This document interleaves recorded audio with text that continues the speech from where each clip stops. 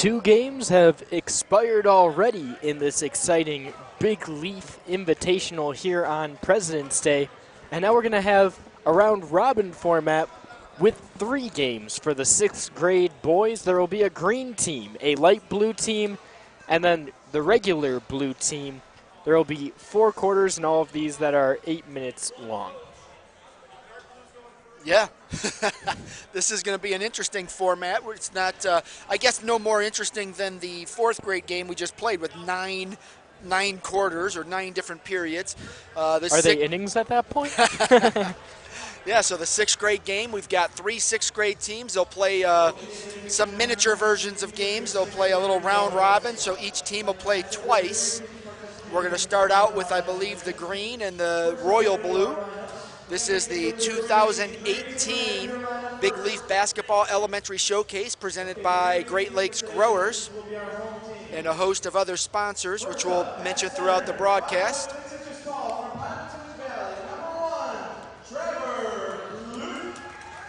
So right now we'll let you listen in to the team intros.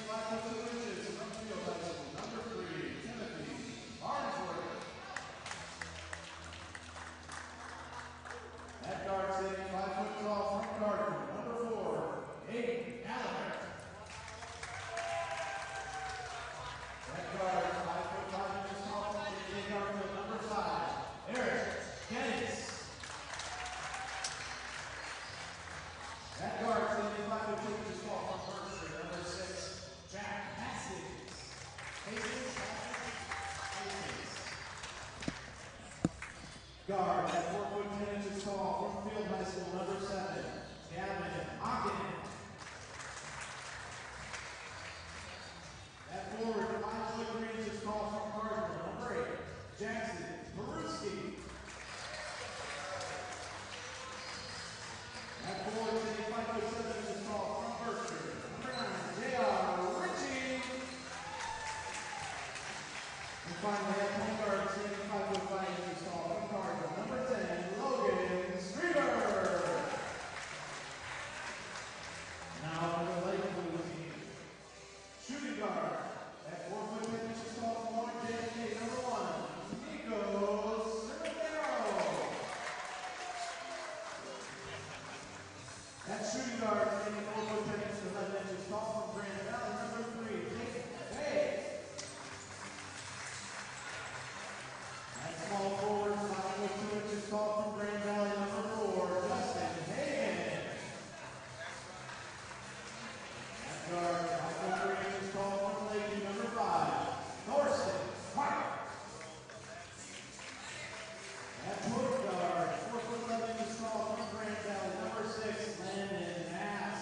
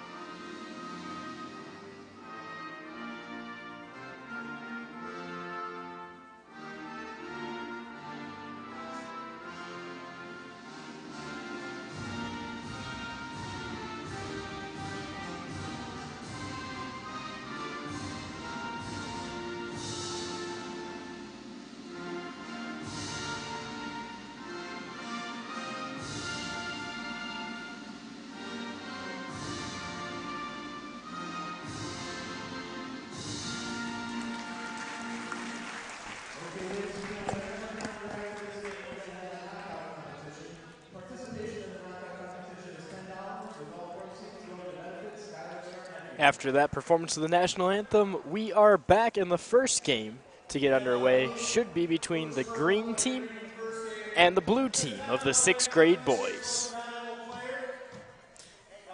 And first, it's the MVP award.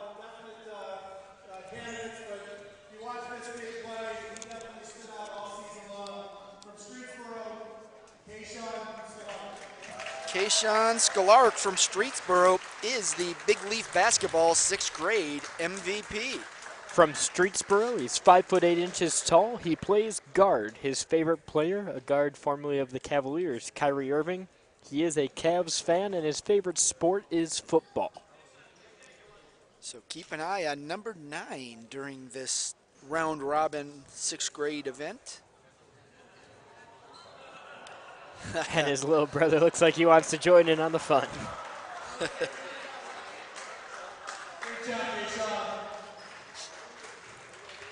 So again, this will be 3 games between the 3 teams here, the 3 6th grade teams. We're playing 4. They have 8 minutes on the clock, but they said earlier 4 9-minute quarters. We'll see if they change it to 9 or if we're going to stick with 8.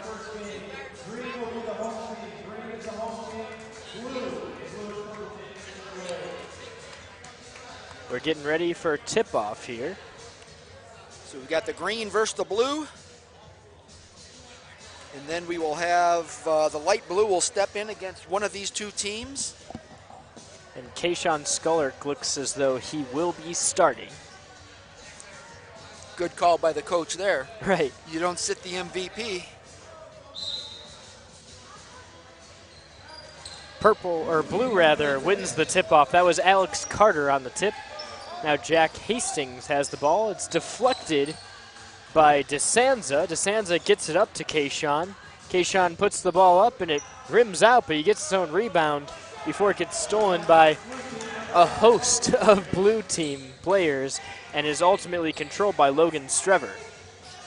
Strever gets it to Peruski. Peruski tries to get it inside, and there's a battle on the floor for it. Ultimately controlled by Garrett Tiller of the green team. He passes up to Kayshawn. Kayshawn off the glass and in, and the MVP gets the first 2 to go here, just 1 minute and 40 seconds into play. That's Strever bringing the ball up. Strever gives it to Timothy Farnsworth. Farnsworth swings it back to Strever. A long shot misses, just long. It's rebounded and put back up by Alex Carter before none other than the MVP, Kayshawn Scholark, gets the rebound. It's stolen up off the glass and in. It's all good for Alex Carter out of James A. Garfield. Green team has the ball. It's tied up. Grandizio brings it in off the glass, but it misses. Rebound to Carter. Carter to Farnsworth. Farnsworth dribbling up the court. as we go from 3rd grade and 4th grade up to 6th grade, you see quite a bit more size out on the court. You see size, and there's a difference in the ball handling skills of all these players. No question. That's Farnsworth that ends up putting it in. Now the score is 4-2 in favor of the blue team. Leo Grandizio rather, has it, gives it to DeSanza. Back to Grandizio beyond the arc. Now it's back to Kayshawn Skullerk. Skullerk tries to find an opening. He's short, gets his own rebound, passes it, and unexpecting DeSanza puts it off the glass and gets fouled in the process. Another foul probably set up more so by the pass and the defender not being in the correct position. It's tied up at 4-4, and DeSanza has a shot to give his team a lead. What you've seen out of Skullerk already, the 6th grade MVP, is he's very active in putting the ball up, but he follows his shot, he gets the rebounds, and then unselfishly under the hoop, he passes it to a teammate. A pump fake gets his defender off him, but Peruski can't get the ball to go through. Now Skullerk will bring it back up. Skullerk loses a little bit of contact with it. DeSanza has the ball. He calls for Skullerk to move, but his pass is intercepted. Farnsworth has the ball, bringing it up. He pulls up for a 3. That's short. Rebounded by his own team, though. That was a pass. That's how they'll look at it. Exactly. That's exactly how he drew it up on the play. Yep, and if they would have scored, he would have gotten an assist out of it. Right. So now Hastings from Berkshire's underneath the hoop. And he'll have an inbound pass. There's 5 minutes and 45 seconds remaining here in the first quarter. Timothy Farnsworth has the ball.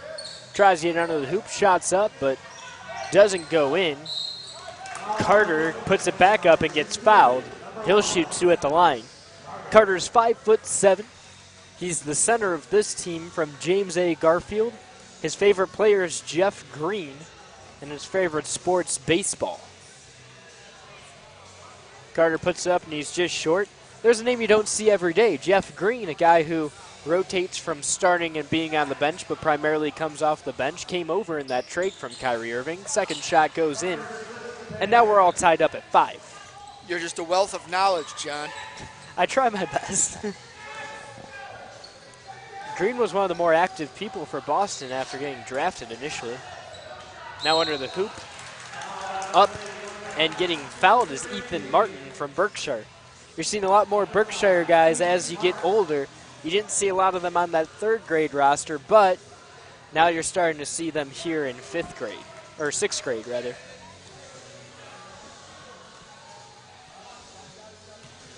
Martin misses the first. His favorite player is Isaiah Thomas. Misses the second. And it'll be blue ball. That's Carter bringing it up. Being defended by Nezaparanko.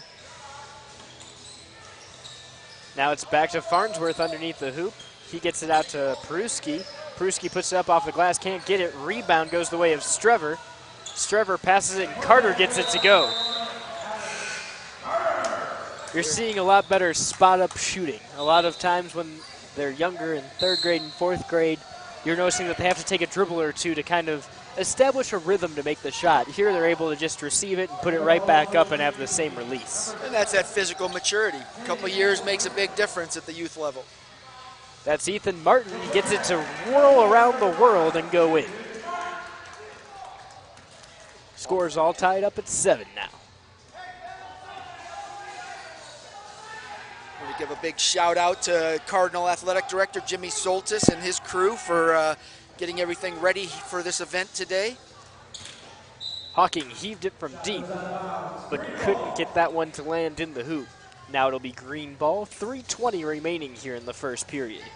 And of course, all the volunteers that are contributing to this event, the 2018 Big Leaf Basketball Elementary Showcase, takes an army, and there's a bunch of people out here wearing those blue staff shirts, donating their time and effort for this great cause, great event. It's an incredible event, it really is, and it's all to benefit the family of Benjamin Williams Stewart. Blue team has the ball. That's Kuznarik. Passing on the inside. Nezaparenko puts it up. Oh, almost just in. misses. Kusnarik to Nezaparenko. 2 minutes and 40 seconds remaining here. 7-7 here in the first period. And here comes the line change for the green squad. Coming back out is Kayshawn Skullick out of Streetsboro. He's the MVP coming in, and look at what he does. He comes in and gets an easy 2, ducking to the side and underneath the arm of a defender, just finding any space possible and exploiting it. Out there on the blue team is Aiden Gallagher, number 4. Came in that last line change for the blue squad. I mentioned his father earlier. And now I've got to give a shout out to his uncle watching in Missouri. So thank you for tuning in from the Show Me State.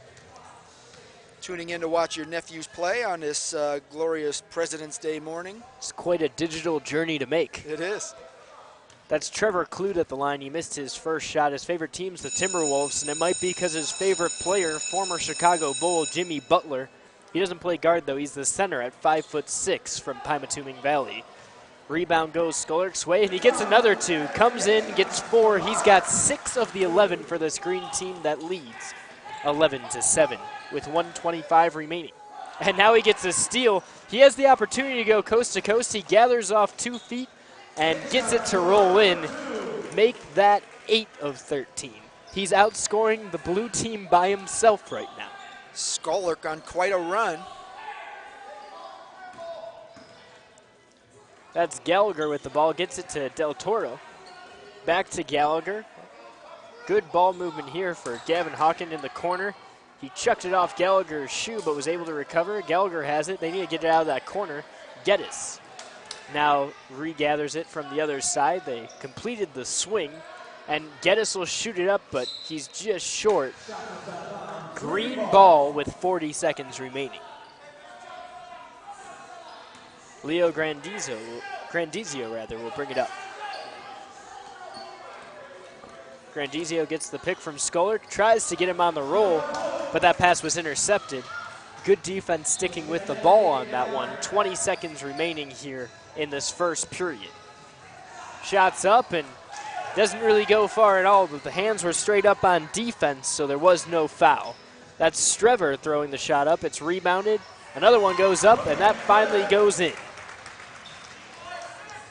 The green squad is on a bit of a run here. Now that has an 8-point lead heading into the second quarter. That 3 at the buzzer did not go for Alex Carter. You're mentioning that run, Steve, and where does it all start? Skullick, the X factor of this game.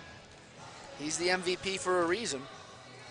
This is the 2018 Big Leaf Basketball Elementary Showcase presented by Great Lakes Growers. Also sponsored by Smack Basketball, the Joggin Knights of Baseball, Coffee Corners Coffee House, Flowers by Emily, the Junior Cavs, Hi-Fi Entertainment, Warren's Spirited Kitchen, Lulu True Holistic Beauty and Wellness, Ohio Varsity, Troy Manufacturing, Vinny's Authentic Italian Eatery, Shetler Office Solutions, OhioBasketball.com, RK Painting, and Lifetime Video Diaries. We've seen a lot more scoring in this one than we saw in the previous 2, with 22 points being scored in just 1 period of play this time. But that's not to say that the defense is poor here. You're still seeing the hands-up defense. You're still seeing everyone moving, following their man. Off the glass and in for Jack Hastings. He'll get the first 2 of the second period of play, and that puts his team within 6.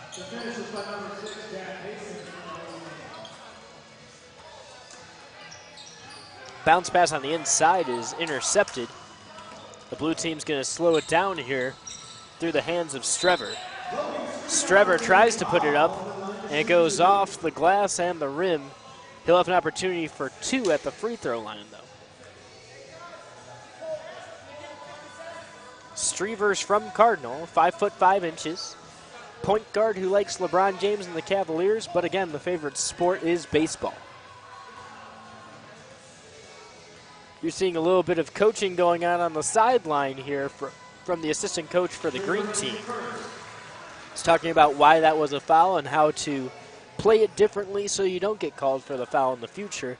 And as much as this is an experience for these young players, it's also a learning opportunity.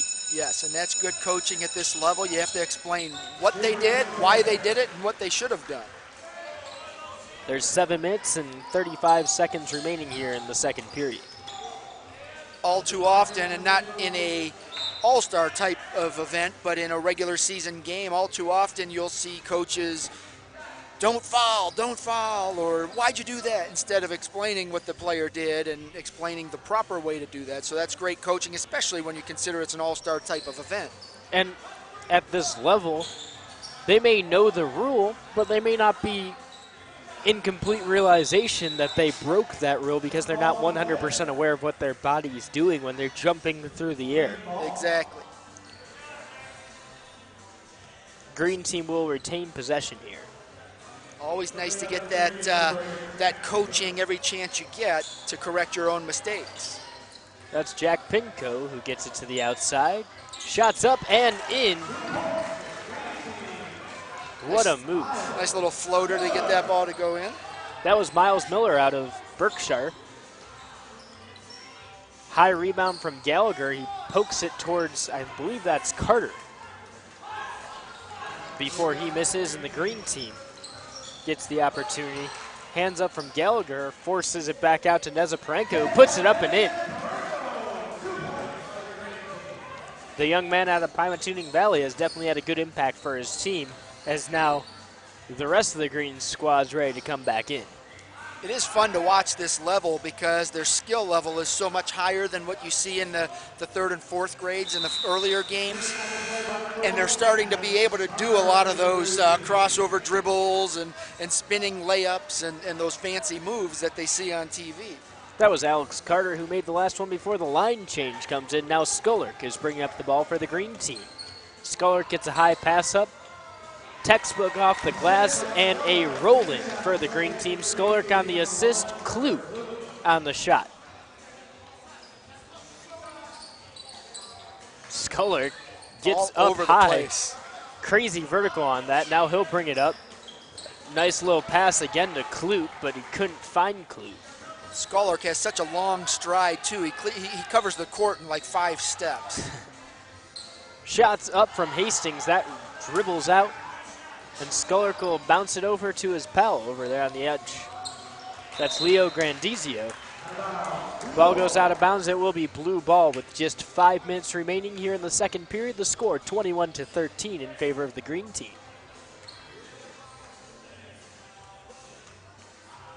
Blue team looking to gather some momentum off the latest turnover. That's Farnsworth to Strever. Strever puts it up but can't get to fall, and it's rebounded by Skollerk. Skollerk comes on up. The ball is dribbled between Strever and a couple of pals. Passes up to Carter. Carter finds Hastings. Hastings with the floater just short, rebounded Green's way. Now Green trying to push it up too quickly, and it's saved by Strever. Given to Hastings, who throws the ball away right to Skollerk. Dribbles between two guys, puts it up with his left hand, but can't get to fall. The ball always finds him, though. He puts up another one that can't get to fall. It bounces 3 times off the rim, and now he's got it beyond the arc. Grandizio nailed it. That's a 3-point play for the young man. 24-13, and a line change for the blue team. When this line comes out with Skollerk and Grandizio, as well as DeSanza, you're seeing a lot of points in a very small amount of time. 3:35 left here in the second quarter. Carter gets the ball stolen by Clute. Clute kicks it and it goes out of bounds. That'll be blue ball.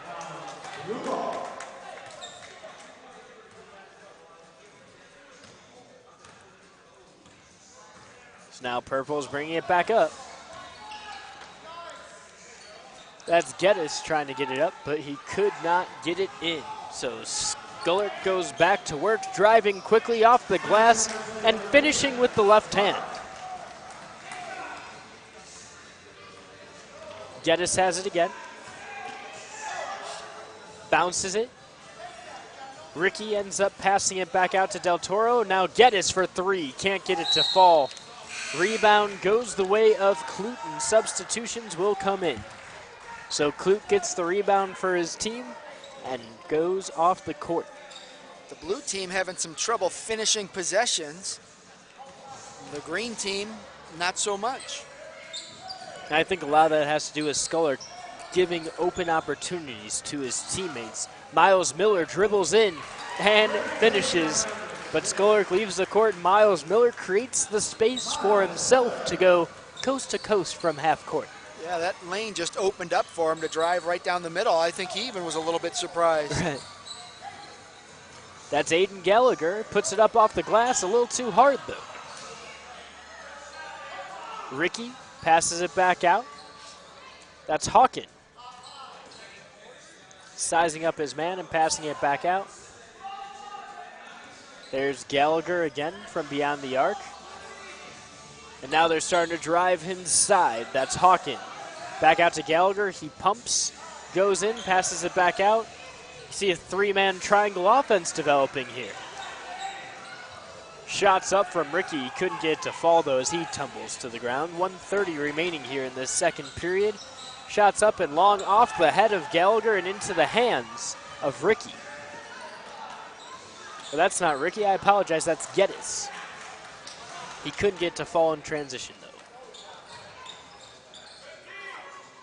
Krasnarek gets it up and puts it in. 1:10 remaining here, and the green team has a commanding lead in this short affair. And that was Gallagher on the defense. You heard his dad shout, good D, and it was good defense.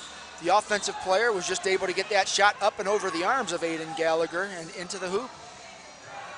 That's an unlucky shot for Del Toro of the blue team. He put it right off the glass in the square where he wanted it, just didn't fall in. Nezaparenko passes it to Miller. Back to Nezaparenko, and now it's at the block. Shot is up, and Krasnarek misses it. It's Del Toro to Gallagher. Gallagher back out to Ricky. Ricky dribbles in, finds a lane, puts it up, but didn't have the necessary space to get that shot off.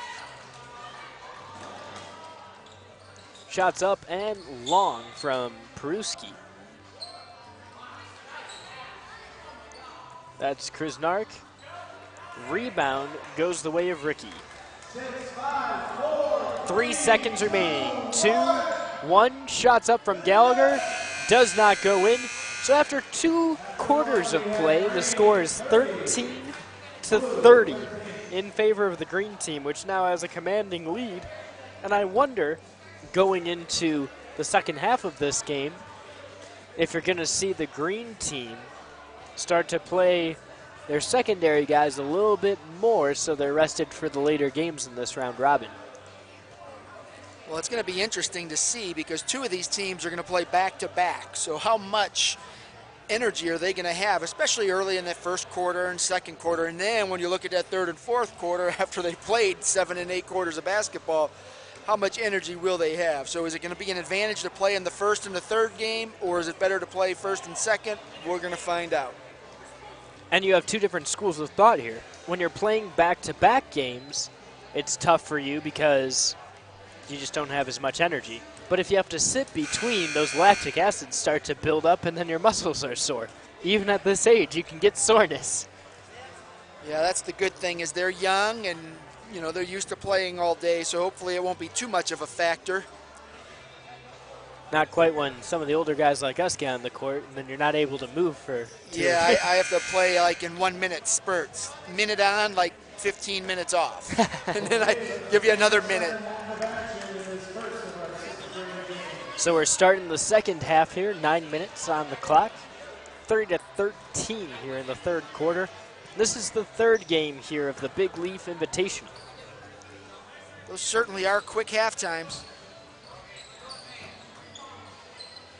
Blue team starts with the ball, passes it out, a pump fake from Gallagher. Sets it back up at the point with Farnsworth, now back to Gallagher again. Gallagher crosses over, gets it to Alex Carter. He's swarmed by 4 men, but still puts the shot up. Rebound, Hastings. Hastings back out to Farnsworth. The 3 misses. Rebound goes Skolark's way. Who else? Skolark gets tripped up but has great awareness of Hastings coming behind him and keeps possession of the ball. Shots off the glass, rims out. It's rebounded the way of Tiller. Thought about the three, instead passed it off, and the three is missed, rebounded by DeSanza. DeSanza takes it back out. Skolark calling for the ball. Doesn't matter. And one for DeSanza. He backed his man down all the way to the key. Goes off the glass and gets it to go in. That's his second and one opportunity. The fan of DeMarcus Cousins is probably seeing quite a bit of that from the current Pelican. Well, the blue squad is in a lot of trouble here, down 19. Grandizio tried to get it to go, but couldn't in transition. Blue squad's passing back and forth. Carter finds Hastings. Hastings back around, but DeSanza gets his hand up. It's like his third or fourth great defensive play in this game. It's just great heads-up play, and then his hands are where they need to be. They're up. Defensively, that's where they should be. Look at the man spotting up Skolark right now. That's Carter. Hands-up defense. Doesn't matter where the ball is. It's blue ball off of Skolark that time. 7 minutes remaining here in the third quarter. That's Farnsworth bringing the ball up. Passes it to Gallagher. Gallagher for three off the glass, rebounded straight into the hands of Skolark. Skolark drives in, has some space, passes it to Tiller. That's short. Tiller gets his own rebound, passes it back out. Takes a second to gather. In the corner, pump fake, easy layup, and gets it to fall. That was Trevor Clute. 34-13 with 6:30 left in the third. Green team is in charge. Tiller's got the ball. Driving in, shoots it, and gets it to roll over the rim. So his shot was short, but it had enough power to climb that mountain and drop into the hoop. 36-13 with 6:13 remaining here in the third quarter. The green team just cannot miss. Everything they're putting up is finding the net. And there's great defense being played. They're just finding a way to be better than the great defense.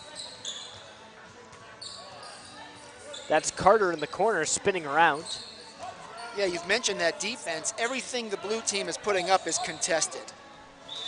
Look at that right there. There's a foul called, but there were 3 guys on it. And that comes back to what you were talking about earlier, spacing on the court. And when you watch the green team, you see a little bit more spacing, and that's what's allowed them to cut in and out of the lane and driving to the hoop a little bit. And it comes from having 1 or 2 players doing a great job at it at a time. Skolark is realizing some of the spacing ways on the court. In the same fashion, you're also seeing Miles Miller create space from seeing where no one is on the court. I think Grandizio's done a good job with that as well. Farnsworth gets the second one to fall. 36-14.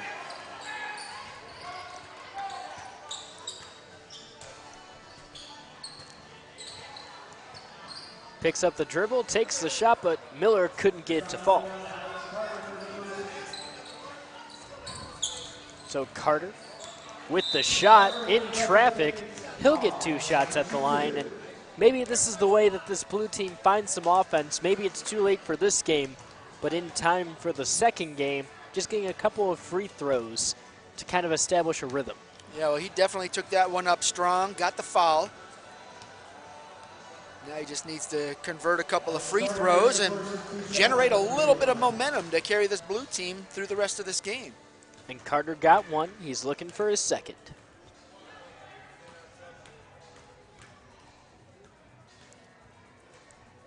Shots up, goes off the front and back of the rim before going into the hands of the green team. That's Jack Pinko with the ball. Pumps, puts it up, misses it. Rebound goes the way of Martin. Martin puts it up hard off the glass, gets his own rebound, this time short. He over-adjusted. Now it's into the hands of Carter and the blue team. Carter trying to go coast to coast, stops short, and drains it. 3:30 remaining here in the third period. Well, that's back-to-back possessions where Carter took the ball and just was intent on scoring. The first one resulted in a couple of free throws, and this one was a basket.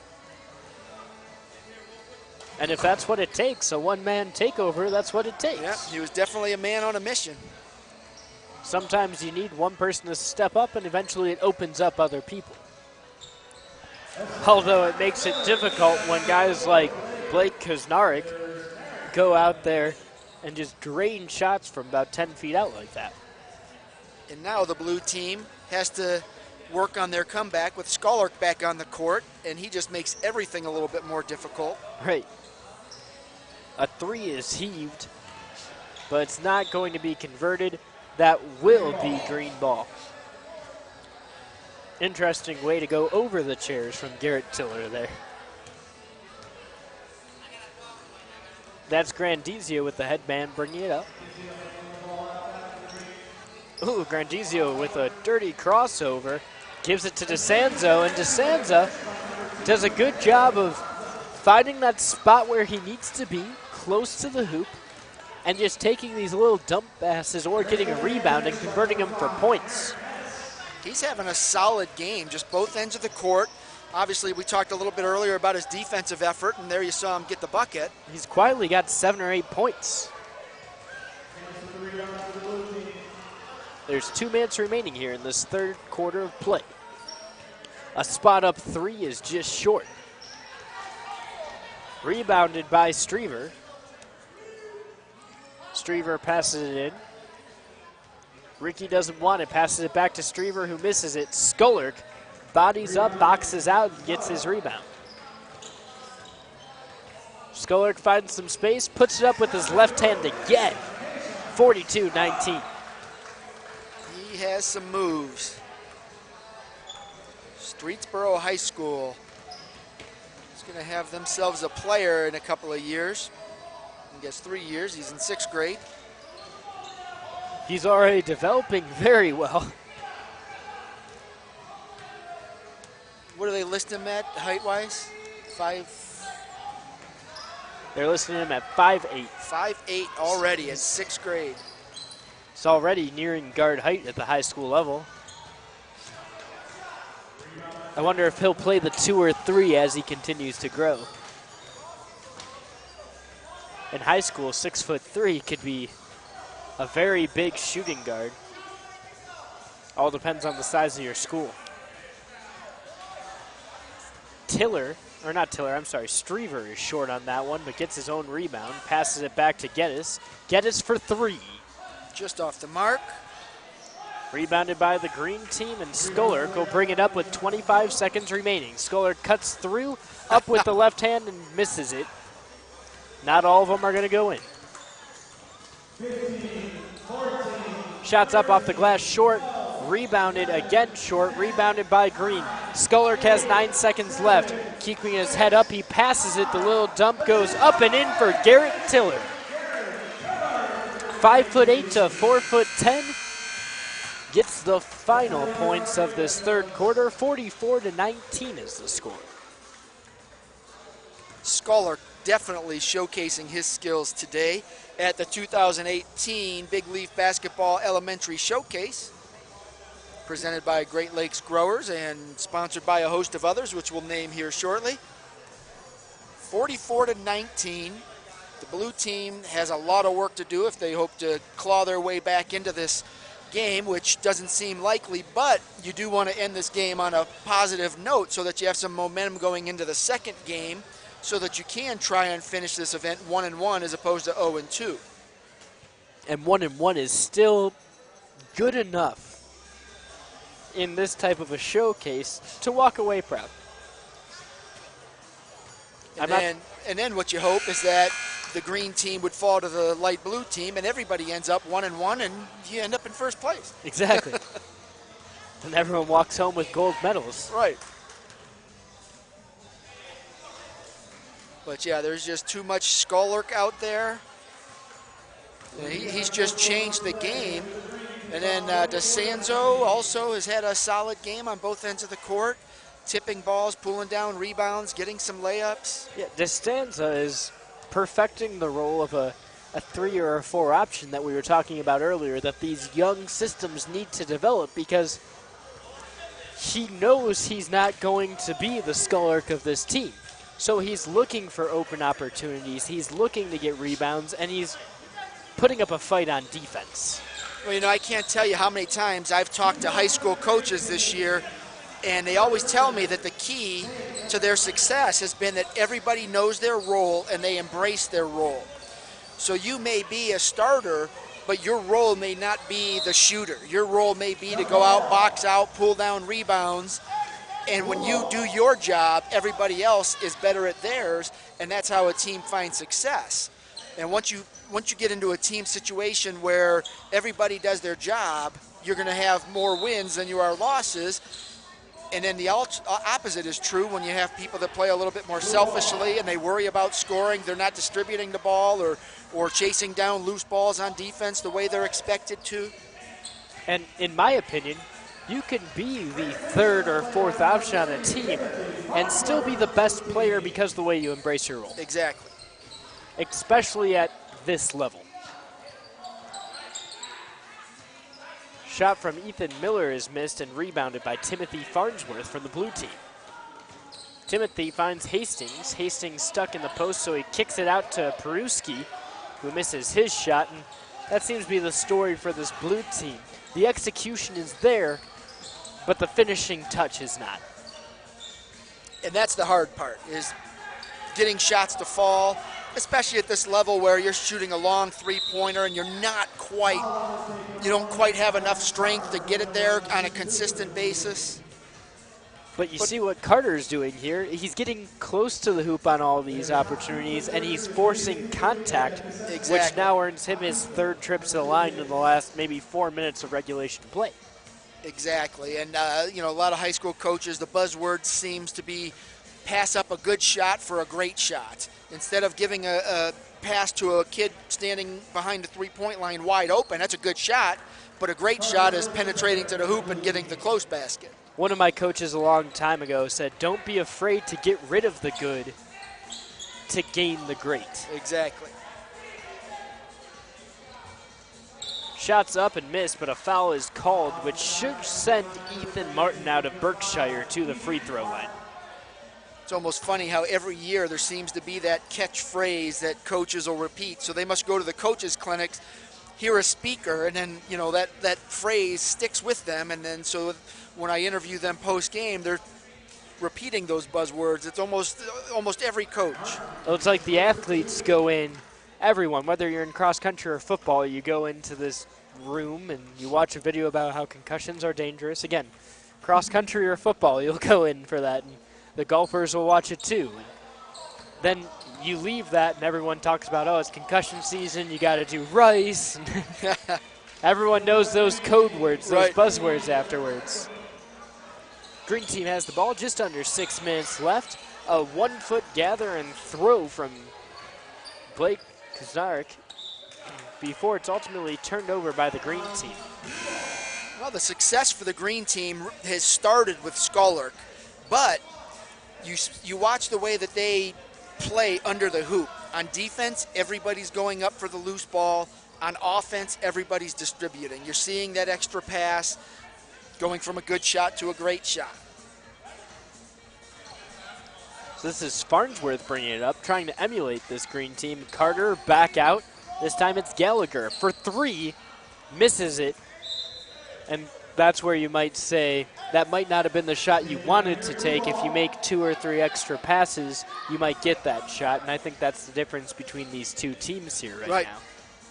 And part of it right now, too, is the blue team has to score, so they're looking at 3-pointers. Yeah, exactly. And you can't blame him because he had 2 or 3 feet of space in front of him. Skullark gathers, puts it back up, almost gets his own rebound, but Carter pulls it away from him at the last moment. And you saw Skullark kind of nod in respect at him there. Carter gets the give and go and puts it right on in. That's why you keep rolling towards the hoop. They teach you to do that because a lot of times defenders will get lazy and stop on the ball. Right. I was covering a game the other day, a high school game, and I won't mention which game, but It was a close game. Team was down by 7 or 8 in the fourth quarter.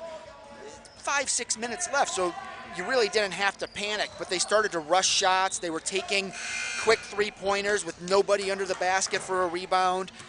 So they had 4 or 5 possessions in a row where the ball was just loose. It went back to the other team, so you had an empty possession. And so that 6-7 point lead grew into a 12-13 point lead, and game was over. You've got to give yourself a chance. And I think all too often you watch NBA players and you go, oh, this is an opportunity. And Skolak looking to distribute here. He's done everything he wants to do, so now he's being unselfish with the ball and sharing it with a team of all-stars here.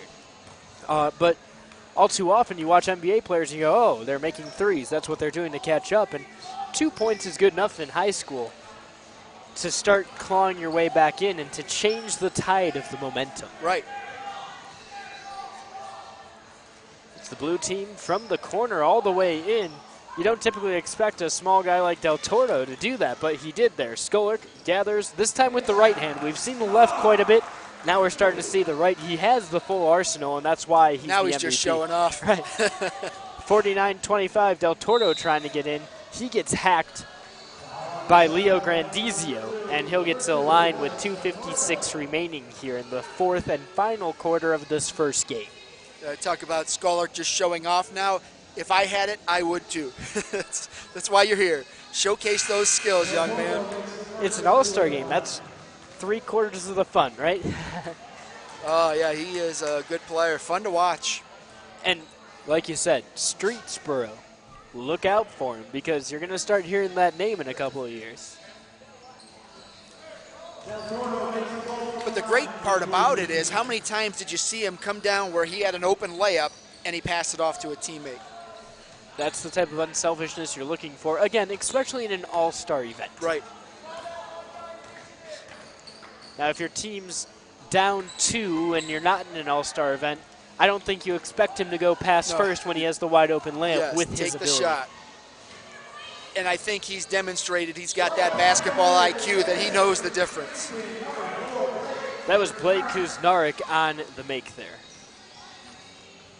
Under 2 minutes now of this first of 3 sixth grade events, basketball games here at the 2018 Big Leaf Basketball Elementary Showcase.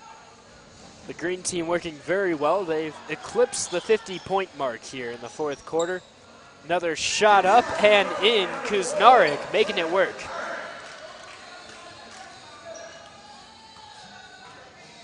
A minute 25 left. That's Strever with the ball.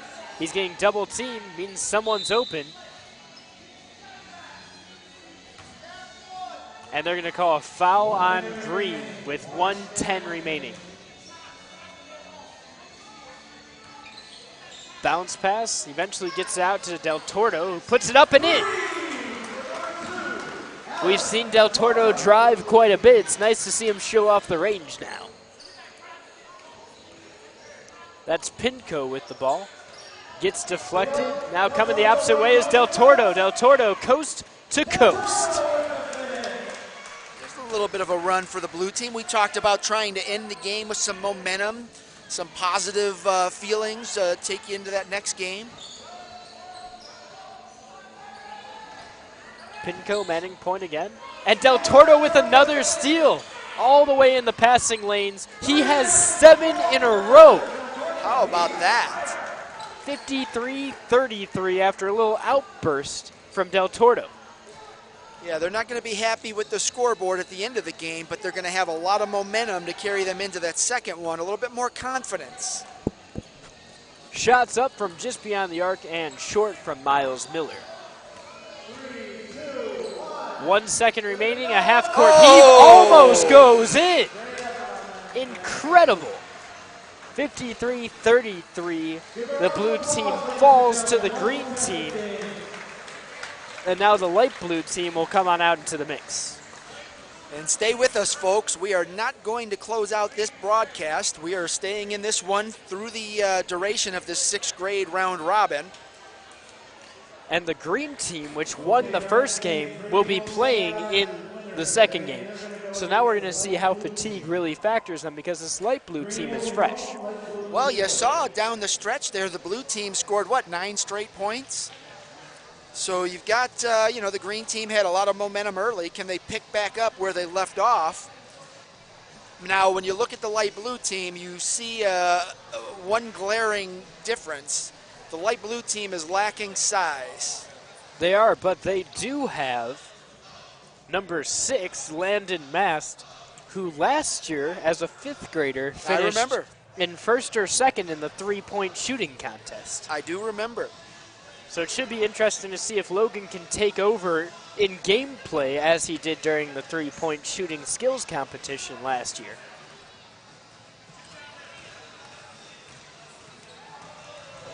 They're putting a 4-minute clock up there now, so they're going to let both teams warm up, so to speak, but I believe the green team will be using it as more of a stay loose but relax. Exactly. Catch your breath, get ready to go. And that gives us a great opportunity to thank our sponsors for today. This is the 2018 Big Leaf Basketball Elementary Showcase presented by Great Lakes Growers. That's the presenting sponsor, and here's a handful of other local businesses who have helped make this event possible. Smack Basketball, Jogga Knights of Baseball, Coffee Corners Coffee House, Flowers by Emily, the Junior Cavs, Hi-Fi Entertainment, Warren's Spirited Kitchen, Lulu True Holistic Beauty and Wellness, Ohio Varsity, Troy Manufacturing, Vinny's Authentic Italian Eatery, Shetler Office Solutions, OhioBasketball.com, RK Painting, Lifetime Video Diaries, and of course, your host here on our live stream. This is Ohio Varsity. I got John Kosis on play-by-play, and this is Steve Hare providing not much to the broadcast. John's doing the yeoman's work, and on our video camera is Jackson Hare. Say hi, Jackson. He said hi. You can't hear him. Jackson is a regular at Lulu True. That's where he gets his haircut, so he can vouch for their service. He also likes Vinny's Italian Eatery. Jackson out here doing much of the sponsorship load. Jackson certainly visits those local sponsors. We've been to Warren's Spirited Kitchen. That's where Jackson ate pig's head. Yes, we had a whole pig's head at Warren's Spirited Kitchen. I've got to tell you, it was a little bit different, but it was delicious. Some of the best pulled pork you'll ever eat, and you're actually pulling it out of the pig's head. Oh, wow. And I ate the pig's snout. How was it? I got paid $5 to do it. I don't think I would do it again. Noted, noted. See, I've done about as crazy as I've gone is the frog leg route. And that just tastes like chicken. Yes, that frog legs are no problem. And you probably had them fried, too. Yeah. Yeah, so that does just taste like chicken. But, yeah, we ordered this big pig's head. Came out, the pig's head. My buddy ate the eyeball. I don't think I'd want to do that. He said, it did exactly what he thought it was going to do. When you crunch it, it kind of blows up a little bit. Yeah, so that's kind of gross. But the snout was real chewy and just a real different texture. So he paid me $5 to do it. I did it. I got my $5. I don't think I'd do it again. It seems like it would almost be a tentacle consistency from like a squid, the way you're describing it. Very similar, and it just, you chewed it forever. But Maybe, the pulled pork that you pulled out of the head was delicious. So, yeah, if you ever get a chance to go to Warren's Spirited Kitchen, order that pig's head. I believe you have to do it in advance, but delicious meat if you like pulled pork and strange things. Which I think we're all into a little bit of adventurous eating. Right, but I think most people would be like, ooh, I don't want to eat it out of the pig's head, but if you put it in a bowl and brought it out, they would eat it, and wow, that's delicious. Exactly. So it's just getting over the strangeness of eating out of a pig's head. Because if, they brought your steak out with the rest of the body, you wouldn't want to eat that steak. No, you probably wouldn't want to eat something from a cow's back. Right. So there's Skullark taking some pictures, probably signing some autographs over there as well. Yeah, I should get down there and grab an autograph from the young fella. For the future. Right. You're going to be somebody, sir. Maybe one of Streetsboro's top players in a couple of years. So we are 20 seconds away from the second game of 3 in this 6th grade round robin. This is the green team hoping to maintain the momentum they developed in that win over the blue team. Now they're playing the light blue team, which, as you'll notice when these two teams take the court, there's a definitive size advantage for the green squad. But the light blue squad does have a couple of sharpshooters, especially Landon Mast, who was one of the top 3-point shooters last year at this event. The tallest player on this light blue team is Nicholas Ryan at 5'4", or I'm sorry, Andy Rogers is 5'11", which, looking at both teams, has to be a typo. Yes. I think he's 4'11", and that would make Nicholas Ryan the tallest person at 5'4". Right, or 5'1". Yes. So. And then you've got Ethan Martin for the green team at 5'7", Blake Kuznarek at 5'6", Trevor Clute at 5'6", Skullerk at 5'8". You just have 4 or 5 guys who are 3 and 4 inches taller than the biggest guy on this light blue team. It should be interesting to see how it rolls. Now we're having some referee fun as a referee is tossing half-court shots and looks like he was making bets with Skullerk, jokingly, of course.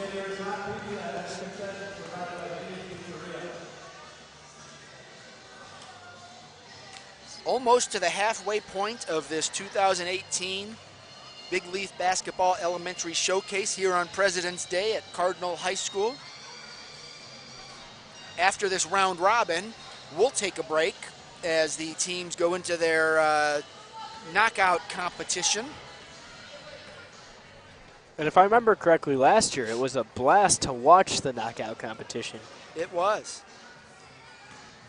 And I do believe they did a 3-point contest last year. I think they did, because I remember 6 on the light blue team, Landon Mast. I remember the hair.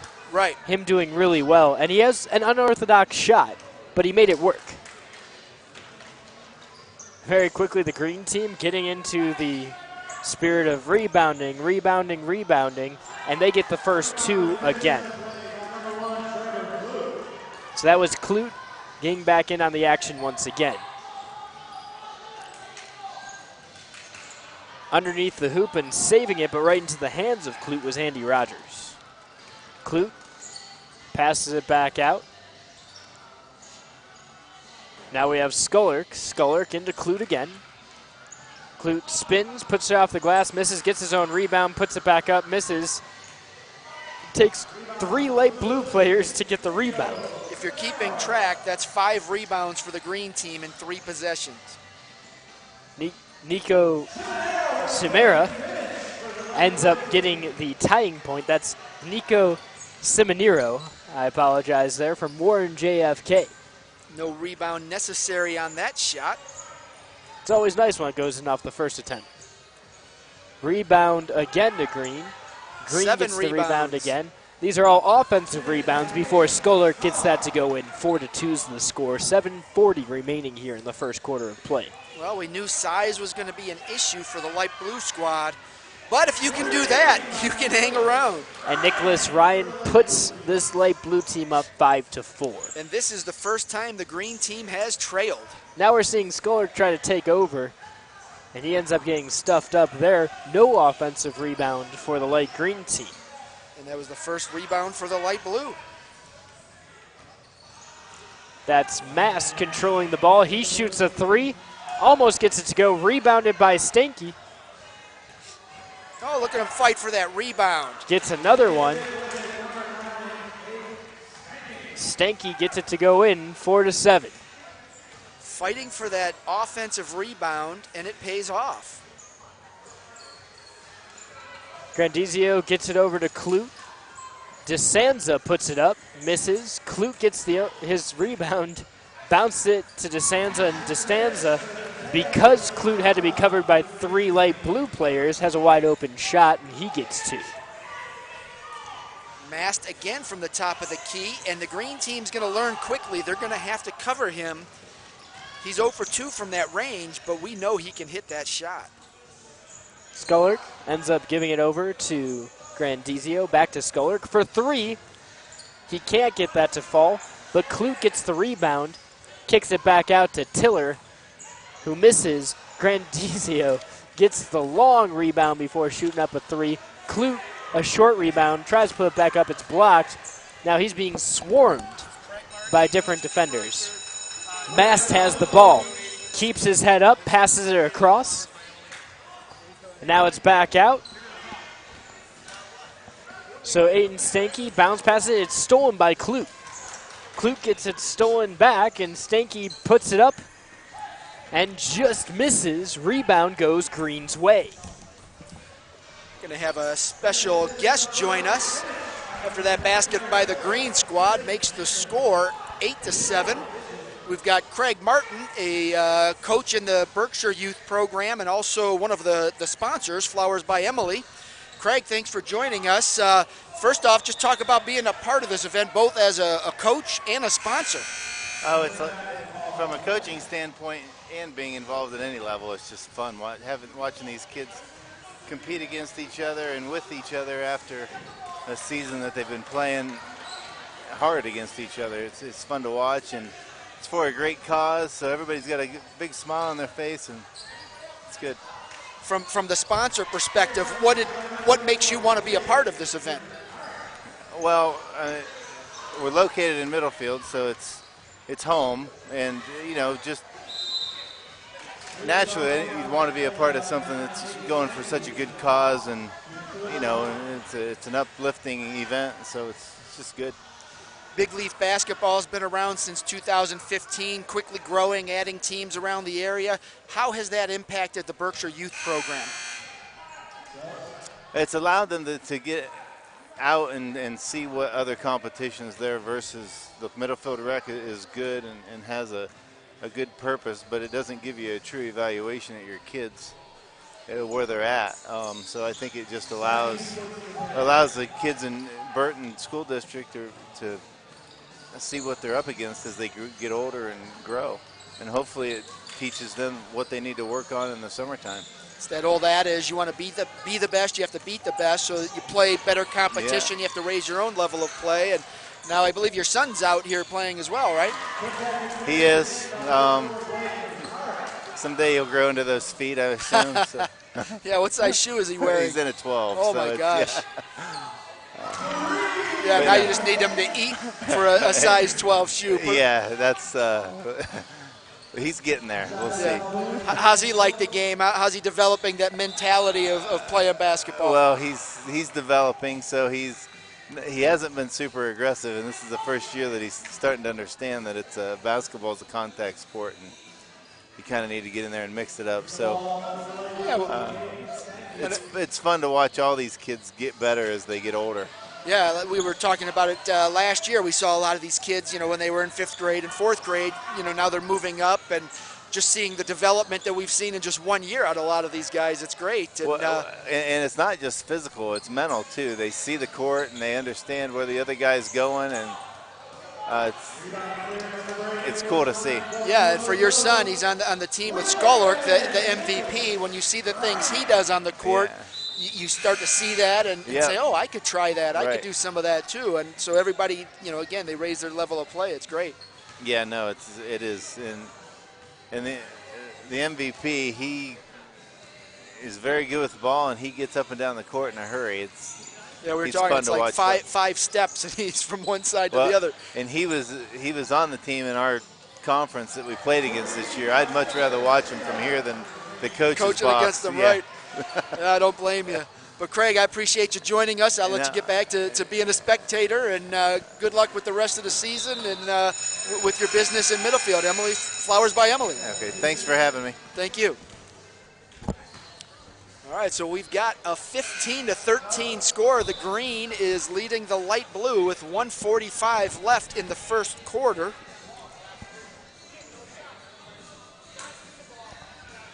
What an exciting matchup we've had so far in this second game. You're seeing two completely different teams. And it is going to be interesting to see how this one shakes out, because right now it's 15-13, green in the lead. Skolork heaves a three and drains it, though. And that is a big three with 1:15 remaining. because the difference between 3 and 6 points in a game like this is massive.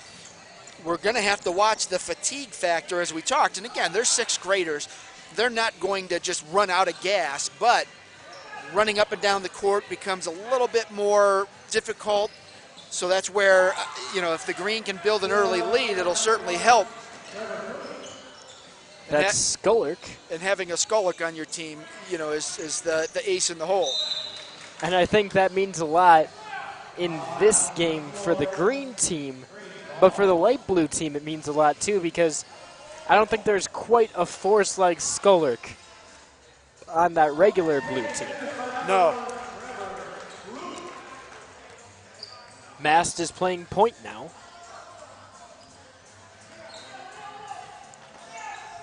He finds Fay. Fay puts it up and just misses it. Can't find the mark, but it's rebounded by Rogers. And that's the key for the blue team, is extending possessions. You've got to be able to chase down a loose ball. And there was no help. You had 3 Green defenders on the kid with the basketball and nobody to help him. And Clute finds an opening there as time expires. And with 1:20 left, it was a 3-point game. Quickly, it became out of hand. It's now 22-13. The opening minute and the final minute of every quarter is a minute that you want to play very well, because this game that's actually a close game now seems out of hand just because of one run. Right. Every coach will tell you, high school all the way down through the youth levels, is how you start and finish a quarter will make a big impact on the game. You don't want to come out and give up 6 straight points, and you don't want to end up losing on the losing side of a run, because there's too much momentum that can be generated there. And that's what we saw out of the Green squad. They started strong in the first game. They finished strong in the first quarter of this game.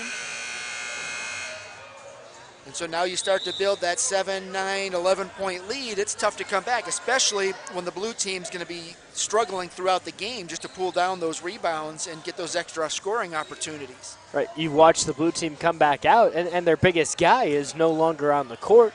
I understand small ball is getting more popular. You look at the Golden State Warriors and the Cleveland Cavaliers, how their rosters are constructed, but at this level, you don't think of small ball as these marksmen. You think of small ball as not being able to get under the hoop as easily.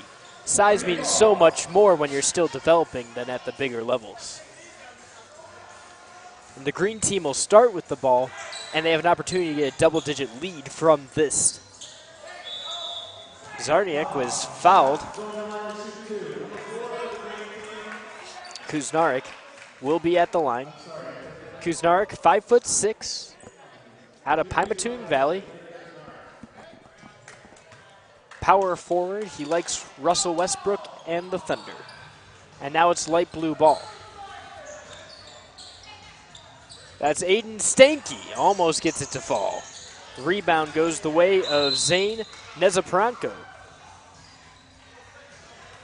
And that's where the blue team's going to have to get a little bit more aggressive, is trying to pull down some of those rebounds. You don't have the size, so you're going to have to put extra bodies in the paint.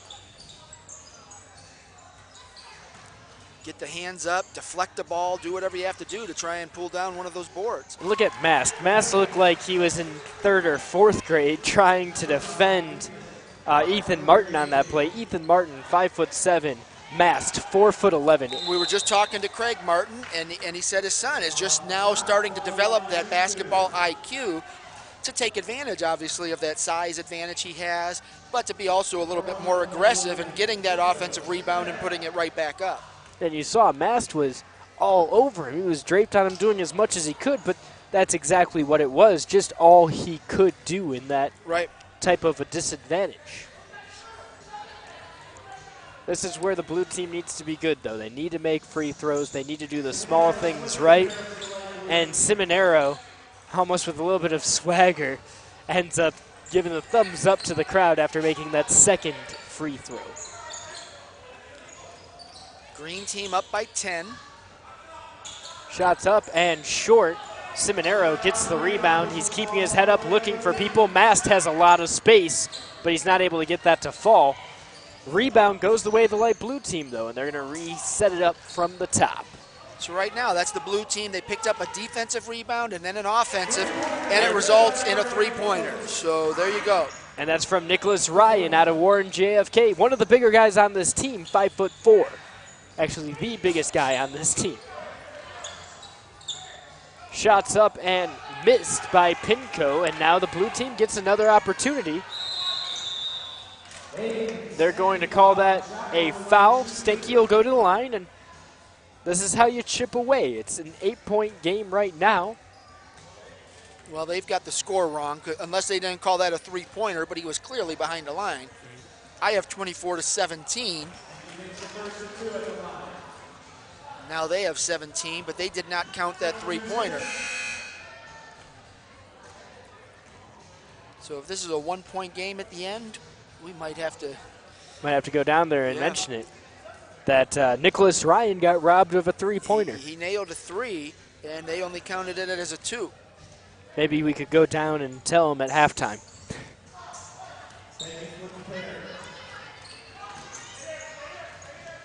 There's Skolek back on the court, and we know how much he means to a team like this as he heaves a deep three. Oh, no doubt about it. 27 to, we'll call it 17 for the time being. Wow. And that hurts for a blue team that was just chipping away. Skolek comes right back out. Now he's going to be on the receiving end of a pass that goes awry.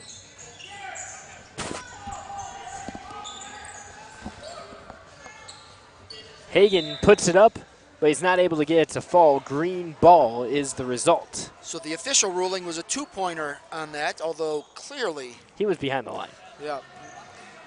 I don't want to say it's a bad call, but Steve, it's a bad call. It was a bad You know, they're volunteer refs, so they miss it.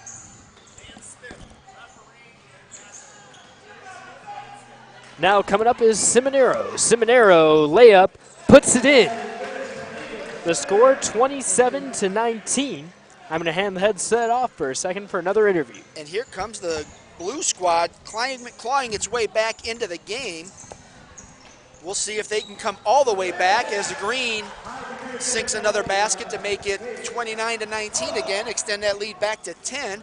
Joining us now is Dan Smith, a referee and an ambassador. Yeah, ambassador. I've worked with Matt for the last couple of years, 3 years here on this league, and had a lot of different roles, working with Matt and the different families here, from PV to West G to Wyndham to Cardinal to Burton. So you're just all over the place helping Big Leaf basketball grow. Absolutely. Talk a little bit about the mission of Big Leaf basketball and what it hopes to accomplish. Well, an opportunity for all kids to play, all levels to be able to play, and have good competition, and also just not see the same kid. You know, if it's a neighboring community, generally you only play against those kids.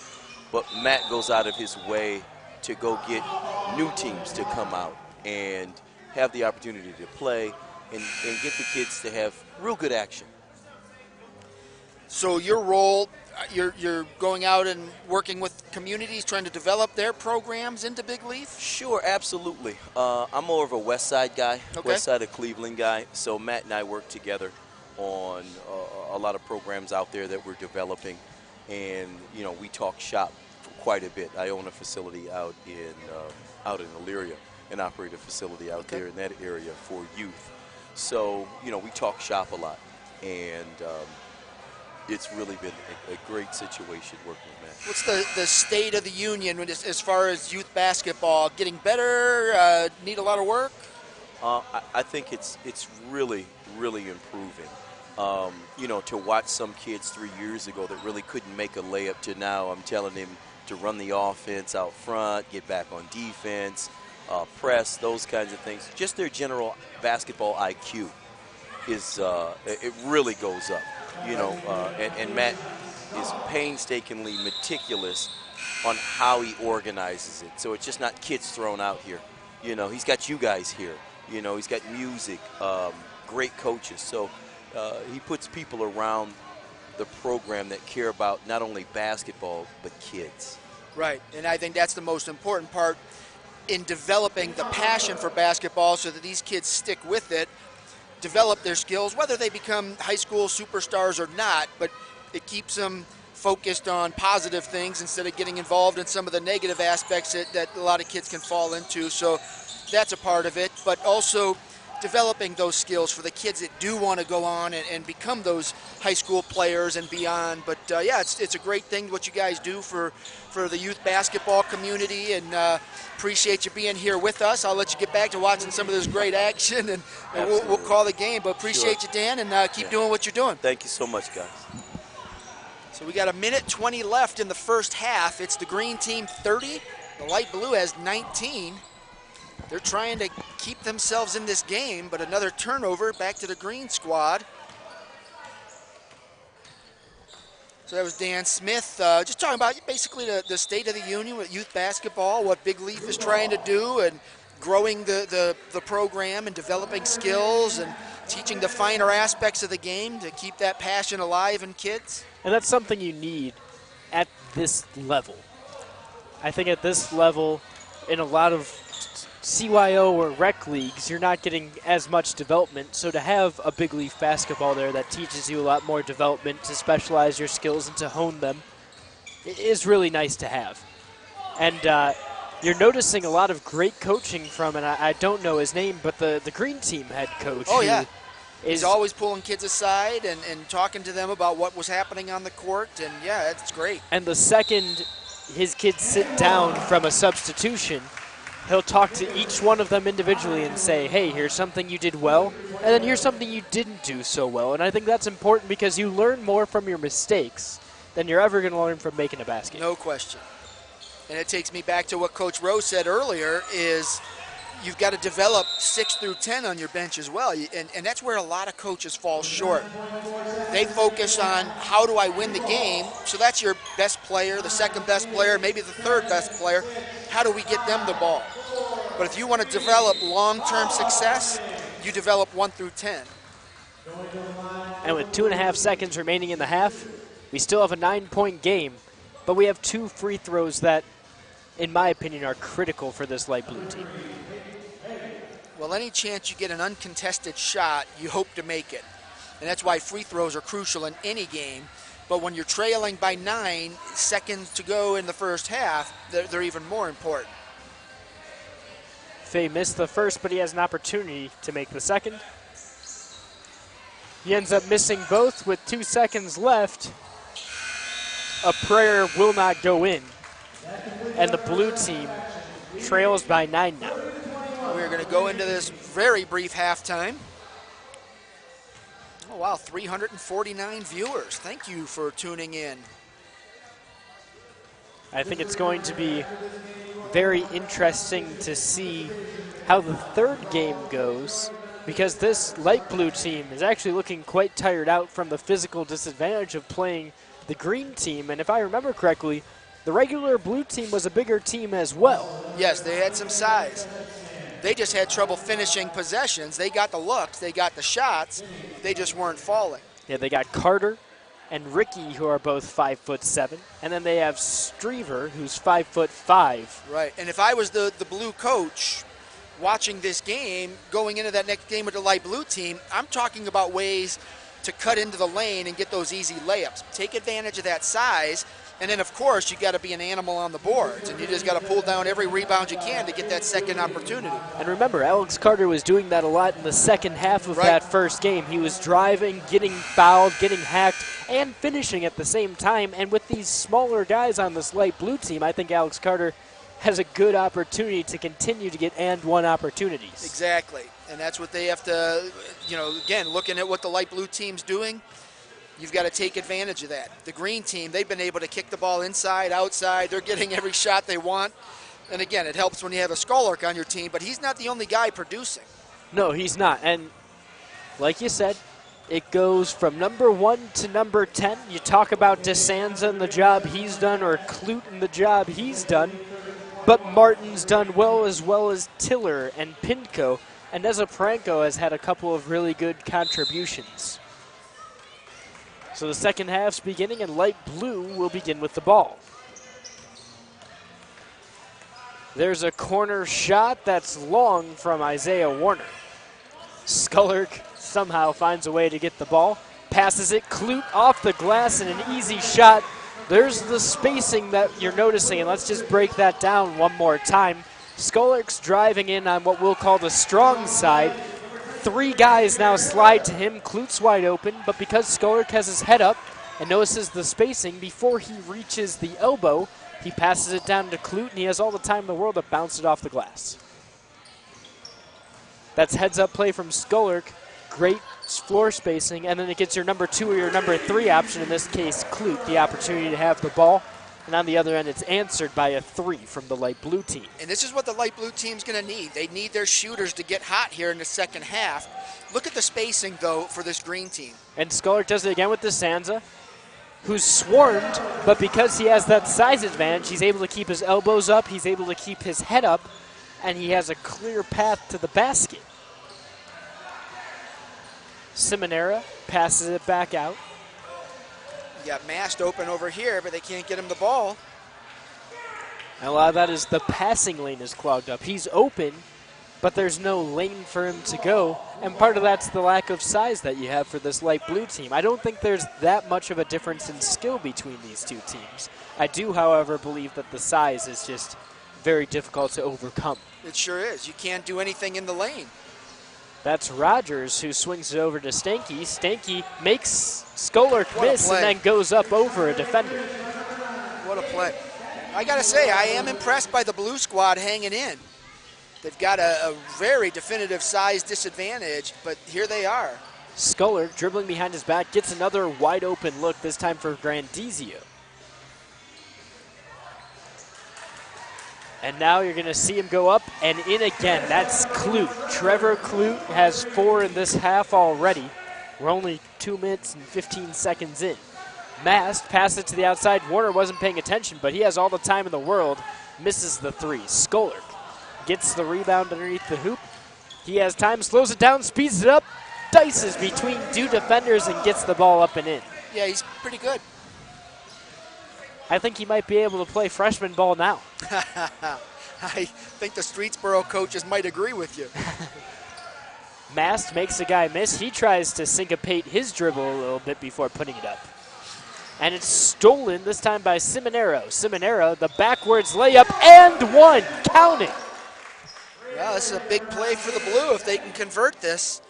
They're down 10. That's not a disadvantage that you can't overcome, especially as Skullerk and company are headed off the court for a smaller group.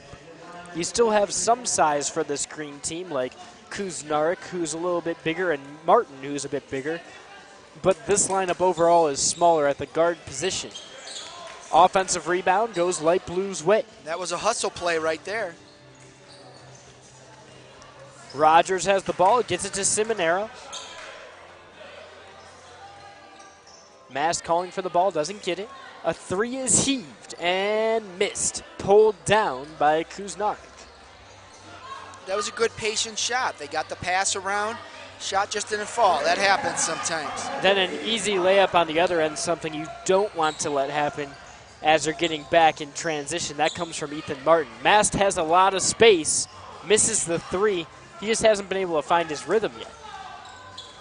And then he gets a steal, an opportunity at a layup, gets it to bounce, and sometimes establishing a couple of made shots, just seeing the ball go through the netting close up helps you get that deep shot.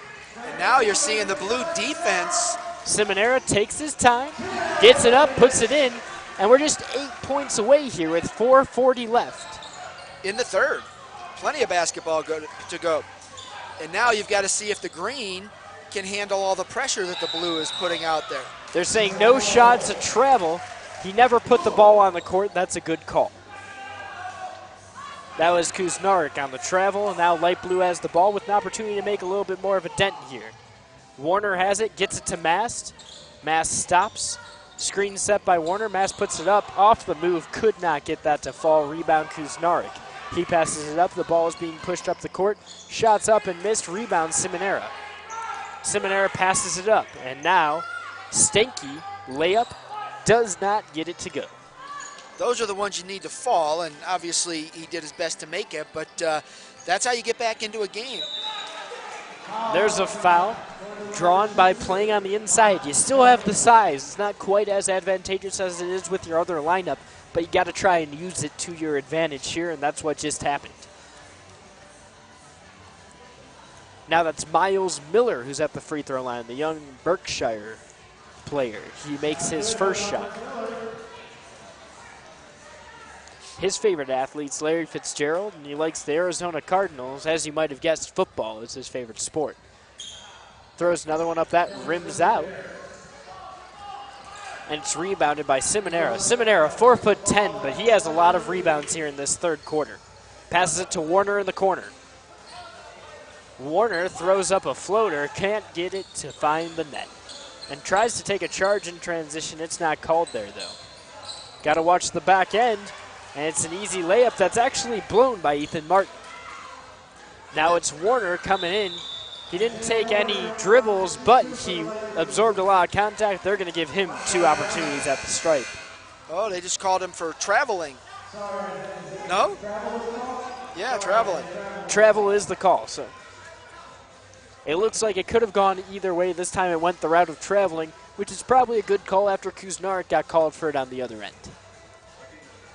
41-32, 2:23 left in the third quarter of this second 6th grade basketball game here at the 2018 Big Leaf Basketball Elementary Showcase. Skoller's back out and immediately makes an impact with the left hand again. We know he can finish with both hands. He's only in 6th grade, but he has that skill set already up close.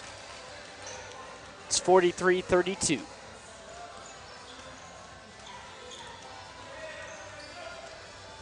Andy Rogers is dribbling around, gets the pass over to Stanky, but he's not able to reel it in. It's saved by Grandizio, but he must have gotten part of his back out of bounds before he got rid of the ball. Now there's 1:40 remaining here in the third quarter.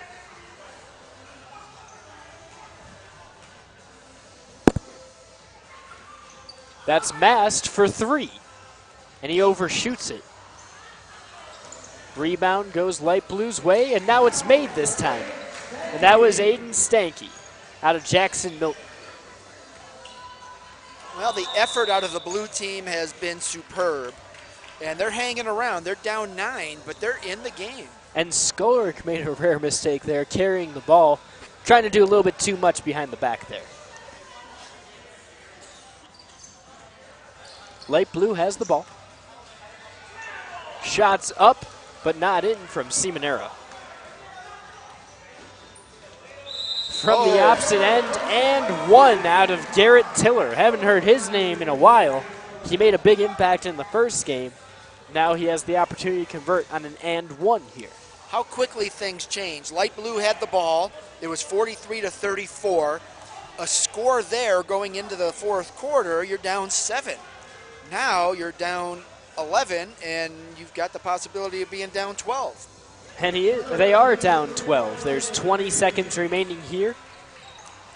I think Light Blue wants to slow it down and just take the last shot of this quarter. That's how quickly things can change. But Scholar steals it. There's 10 seconds remaining. He goes up with the right hand, gets the ball stripped. That was clean. It's still green ball, but there's 6 seconds remaining. Scholar wanted to know why that wasn't a foul, and I think it's pretty evident that it was all ball there. DeSanza has it. He passes it. It's stolen. Warner heaves up a prayer, and it goes off of one of the ceiling rebar. 46-34 going into the final quarter of play here for game 2 out of 3 in this round robin. Let me hit our sponsors again real quick. We've got the 2018 Big Leaf Basketball Elementary Showcase is presented by Great Lakes Growers. Also sponsored by Smack Basketball, Jogga Knights of Baseball, Coffee Corners Coffee House, Flowers by Emily, Junior Cavs, Hi-Fi Entertainment, Warren's Spirited Kitchen, Lulu True Holistic Beauty and Wellness, Vinny's Authentic Italian Eatery, Shetler Office Solutions, RK Painting, Lifetime Video Diaries, OhioBasketball.com, Troy Manufacturing, and of course, we are Ohio Varsity. This is Steve Hare, and on your play-by-play is John Kositz, doing most of the work. I'm just here for the ride. This has been a fun couple of games so far.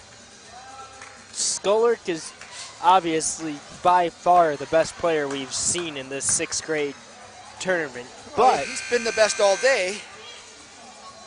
For sure, and I think what's a testament to this light blue team is that they've stayed between 8 and 12 points down pretty much this entire game.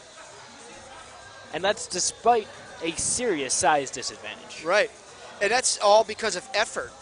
You know, we saw when the game started, the green team pulled down the first 7 rebounds. Since then, I think the blue has kind of been even. They've been chasing down a lot of loose balls. They're not winning a lot of those 50-50 jump balls because they don't have the height, but they're pulling down a lot of the loose balls and chasing down the free balls. And maybe this is a testament to, man, the green team has a 12-point lead, and they're playing back-to-back games, so they're a little tired. But I think a lot of it has to do with, like you said, just an incredible amount of effort out of this light blue team. Young players watching at home, effort makes up for a lot of shortcomings in other areas.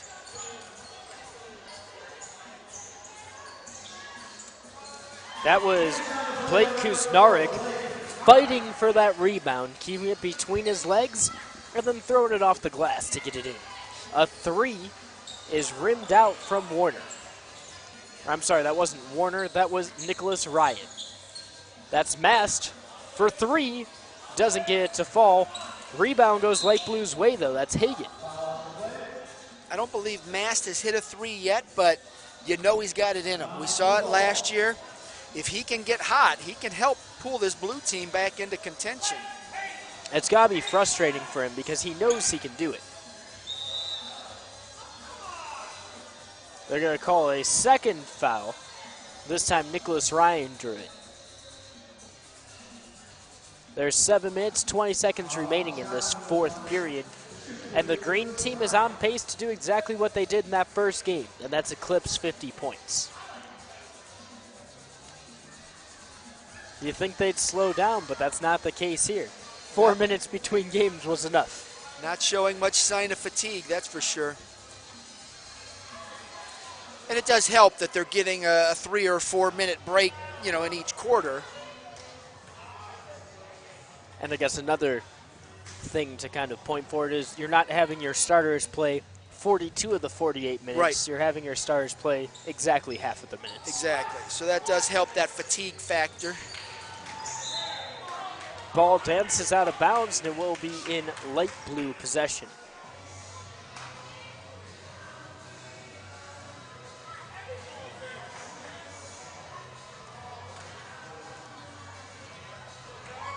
Light blue throws it in. That's Stanky controlling the ball. Stanky, a deep 3, just misses short. It's rebounded to Miles Miller. Miller gets caught up by Mast. That should be a jump ball. No, they're calling it a foul, and it will be green ball. Subs are going in, which means Skolart is coming back out. The human highlight.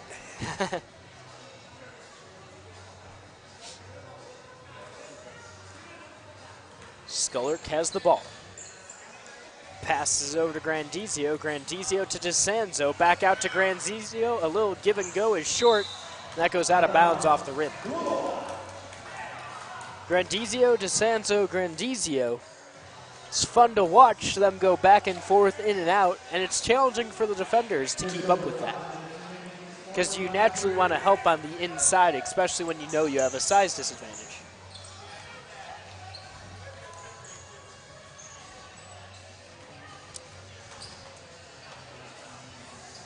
Passes out.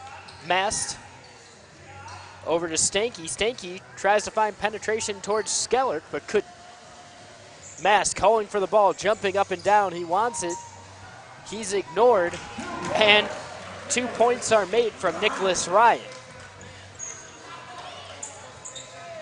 Grandizio coming on in, gives it to DeSanzo, back out to Grandizio across the way. Skolart now has the ball at the wing. Sculler spots his man up. Crab dribbles in, spins, and gets blocked.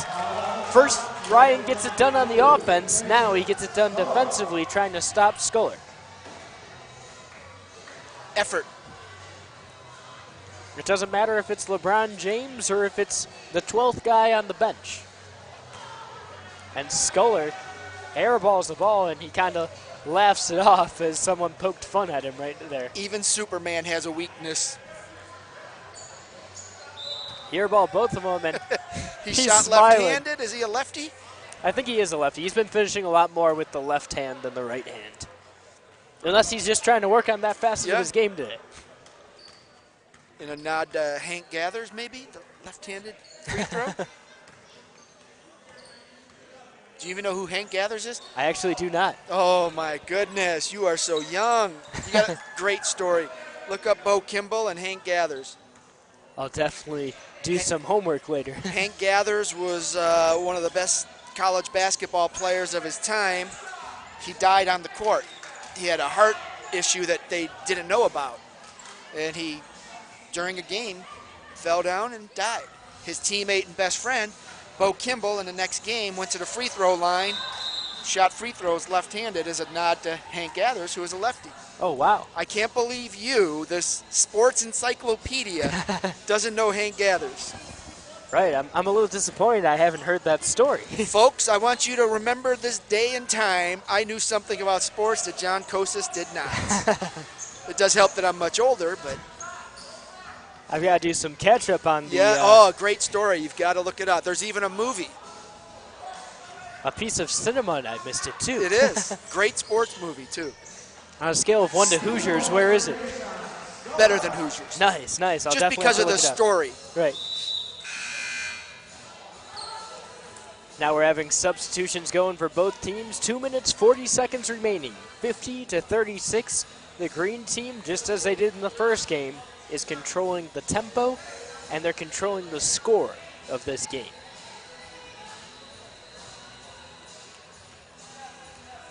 They're taking a moment to get the last light blue player off the court. Nothing like having 6 men on the court still. Hey, it happens in hockey all the time when they're doing full line changes like that. It's not as easy as just tapping your guy out. Shot goes up, and I'm not sure what happened there. There were 3 defenders on the play. There was contact, but he was forcing the contact.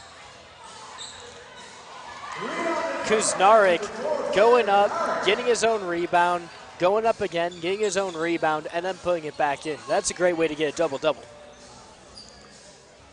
Here's The green Rogers. team has just been tenacious on both ends of the court. They've distributed the ball well on offense. Defense, they're tough to penetrate, and they're going up and getting a lot of rebounds. With just 1 minute 30 seconds and the results of this all but sure, I think it's going to be exciting to watch blue and light blue because both of them were down by about the same amount, but they're 2 very different teams. In that, again, you're going to see a size advantage for the blue team over the light blue team. But I think the light blue team shoots better.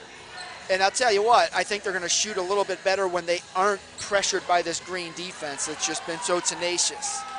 And That's you know Landon Warner. Mast is going to find a stroke at some point. Right. Especially since he's sitting at the end of this game. He's going to sit for 4 minutes and hopefully just take a couple of warm-up shots to try and get him to fall. Warner calling for the ball again, pumps real quickly, able to get penetration, throws it up, can't get it to go in. There's 40 seconds remaining here in the fourth quarter. Shots up, it's a long 3, and it just rolls short for Andy Rogers. Give this light blue team credit, though. They are not giving up at the end of this game. Kuznarik with the punk fake puts it back up. And, man, that touched every inch of the rim twice before it rolled out. 17 seconds remaining in the game. 17 seconds to go. Blue inbounds, and you got to think they're just going to run out the clock and throw up the last shot here. A 3 is heaved and missed. Rebounded by the way of Ethan Martin. He's bringing it back up with 5 seconds remaining. 4, 3, 2, 1. A 3 is thrown and missed. Green team wins 52 38. So that'll do it for the second of 3 sixth grade games. The next one will be will start in about 5 minutes. Well, they put 10 on the clock, but I don't think they're going to give them a full 10 minutes. So we will stick around. We're not leaving this broadcast, so don't change your channel. We'll be here. The next game will be the light blue versus the royal blue. Both teams are 0-1 after losing to the green squad, which was just dominant in every aspect. And so one of these teams will go home 0-2, one will go home 1-1, but all of them will have gone home having fun. Right, and this game should be a lot more even than the last 2 games, which I think gives both of these teams a lot to grow from. Okay, so we're going to take a quick break because I have to show my partner here this video of Hank Gathers. So you guys run to your refrigerator, get yourself a beverage, get ready to watch this third game of the sixth grade game, and we'll be back in about 5 or 7 minutes.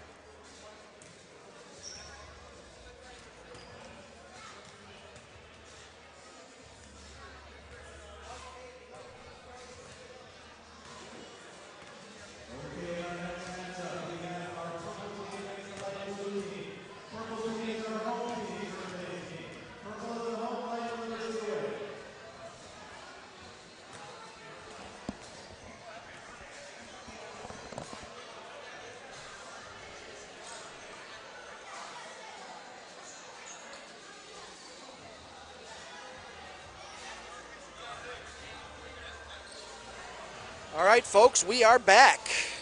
This is the third of 3 sixth grade boys basketball games here at the 2018 Big Leaf Basketball Elementary Showcase at Cardinal High School here on President's Day. Thank you for joining us.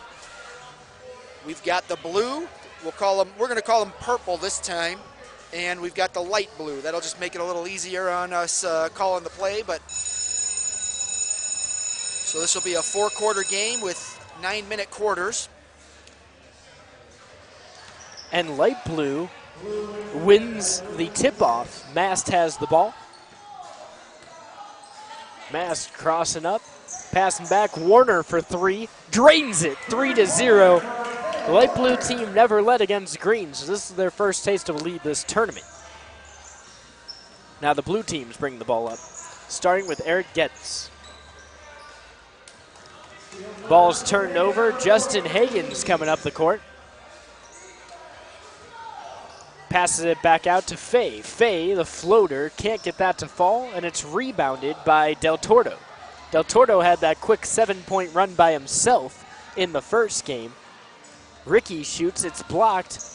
This time Light Blue has it. The pass is a little long for Warner, though. He can't reel it in. The score remains 3-0 with 8 minutes remaining here. So now Strever is bringing the ball up the court. Mass tries to get on him defensively, knocks the ball out. Warner fights for it. Instead, it's kicked out. That's Del Tordo. Del Tordo over. Strever shoots it short. Rebounded by Hawken. It's back out to Strever. He'll slow it down and get it to Geddes. Geddes shoots the 3-ball, and he misses it. It's rebounded again by Blue. You're still seeing that size advantage, but Del Tordo certainly doesn't have a size advantage on many people here. That was more of just an effort advantage. Blue retains possession. That's Ricky who passes it in. Geddes has it at the point position. Geddes passes it back out. A little give and go with Strever. Now it's in the middle. Hawkins' shot is blocked, and finally Light Blue gets the ball. It's a long pass to Hagen. Hagen puts it up off the glass and in. 5-0 is now the score. In Light Blue, they're going to have a lot more of those breakout runs in this game just because they're going to pull down a few more rebounds. Something they weren't able to do against the green team is really establish that dominance on the board. And I don't think they're going to be dominant here, but they're going to have a lot more opportunities. And if they can score in transition, look out. And here's Warner trying to score under the basket. Instead, Del Tordo tries to dribble up the sideline, but he just steps out. You can tell he's a little frustrated about stepping out on that one. So Light Blue retains possession. Mast calls for the ball and gets it. Strever's playing tight defense on him. Mast tries to pass it out and totally misses his mark. So now Blue has the ball. Geddes, he's behind the arc, drives in, throws the ball up. It hits the rim once, but then it's rebounded by Hagen. Hagen to Warner, a bounce pass behind Fay, but he's able to reel it in, put it up, and there it is. The first 7 points in favor of the Light Blue team, who looked as though they were fluttering at the end against the green team, have suddenly found life once again. A 3 from Del Tordo. Misses. Rebound goes Blue's way. Now on the block, this is where this Blue team has to be dominant if they want to start getting points. Getting in deep. Another missed long shot, but another offensive rebound. He goes right back up with it. That's Strever, and he gets fouled. Again, they're going to get a lot of opportunities near the hoop, and they're going to get a lot of opportunities where they have those second chances. They want to continue to maximize those because those are your high percentage shots. Strever from Cardinal throws up the first free throw and gets that one to roll in for the first point for this Blue team. The Blue team, coached by Geneva football coach Gerald Sorber. Just under 5 minutes remaining. Second shot goes up and in. He didn't think it was going in, and he followed his shot, but it went in, and it's 2-7. Purple team on the board. Coach Sorber happy about that one. Here's Mast for 3. Short, he's still not able to find the mark before Hart throws it in. Hart, a little long of a pass to Del Tordo, back out. 3-ball, missed, but offensive rebound goes up and out. And that was for Logan Strever. Light Blue ball driving in off the glass. Couldn't get to roll in, though. That was Nicholas Ryan. Rebound goes Geddes' way. Geddes back out. A little pump fake, stop, and shoot again. Del Tordo can't get to go. Mast going and playing, boxing out rather. A guy who's much bigger than him in Logan Strever gets the ball to bounce towards his teammate. Now we're going to see the first round of subs here. There's 3 minutes, 45 seconds remaining in this first period, or first quarter rather. 7-2 is the score.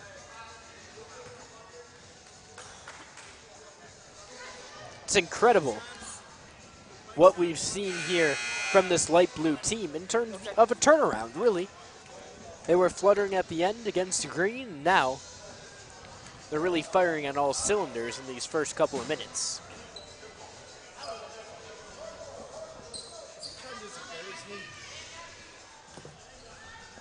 Got a special guest joining us here in the first quarter of this third sixth grade contest. Mike Shantz, who coached the green team to 2 wins earlier in this sixth grade round robin. Coach, first off, John and I were talking about you throughout the whole game. We loved what you were doing with the kids. They'd come off. You would explain to them what they were doing on the court, what they should have been doing or what they did well. And that's what a youth coach is supposed to be about. You were always giving signs of encouragement, so great job there. And also great job with that green team. How fun was that to coach that much talent? Anybody could coach that group of kids. Come on, they were a good group of kids. Yeah, it's a lot of fun when you get together and you have a group of talent like that, and you just kind of push them out there and say, go play. But, yeah, I mean, your coaching style, where did you develop that? I've been doing this for 32 years. I've won a couple national championships. My son was an All-American. I've been doing this a long time. I actually started under Coach John Miller in Blackhawk. Coach John Miller in Blackhawk. His sons now are his one son is the coach at Arizona, and his other son is the coach at Indiana. Oh, yeah. And I started with him back in 1986. So I've been doing it a long time. Yeah, that was a good mentorship. And my son's the high school coach at PV, so I really want to make sure the kids have good, strong fundamentals. So I'm constantly trying to teach, and I'm trying to teach them that this is a fun game and it's fast. Teach them to play fast. If you heard me down there, I was always go, turn and go, right. Turn and go. If you learn to play fast, the game is a much easier game. You can always slow them down. You can't ever speed them up. You know, at a place like Pymatuning, especially, you know, Cardinal, Berkshire, Newberry, the small schools, it's so important where you develop 1, 2, 3, 4, 5, 6 guys because you don't have a whole lot of kids to choose from. Yes. So it's important that everybody learns, and your style kind of lends itself to that. And I'm not trying to brag or nothing, but every single kid shoots. We don't run a play for anybody. We have all 10 kids, and everyone is out there, and everybody shoot the ball, shoot the ball, shoot the ball. Shoot, and shoot again, I say. Well, that, like we were talking earlier to a couple other coaches, that's the recipe for success is when you develop everybody on the bench as opposed to just those 3 or 4 that know what they're doing, everybody gets better. You raise the level of play of everybody. You can do a little bit more. And then they develop that passion that you look for as well. Well, you couldn't have said it better about the thing about basketball. It's the hardest game by far to learn. There's not even close. But the first thing is you got to love it. If you don't like it, you're never going to do all the hard work because it is by far the hardest game to learn. Right. And you were right also when you said the small town. It's really important in a small town because, you know, you're going to have kids who turn their ankle, break their hand. This year, the flu. Yeah. You know, when you lose 2 or 3 kids, you've got to have 2 or 3 kids that go in there. And another thing in a small town, it's a really important. These kids are all together. They together in school. They see each other every day. They have to be a team. Right. And what I really think is the most important thing. I'm not trying to be a jerk, but let's be honest. Most of these kids are never going to play college basketball. Right. But they are going to learn life lessons, and they are going to learn to be a part of a team. Yes. And you don't get to be a part of a team when you're old guys like us, okay? This is their chance to learn the value of being a team and how 5 guys together are better than any 5 guys by themselves. Right. And to learn the synergies and passing and lanes, and they can't learn more. And the sooner they learn that, the better off they'll be because you don't want them to learn that in high school. By then, it's almost too late. They need it early so that you can develop the other skills. It's like being a parent. It's too late by high school. Right. You know? And it's just so important that they learn to be a team. They learn how to be a team and how to function as a team. And I can't say any more important how it is.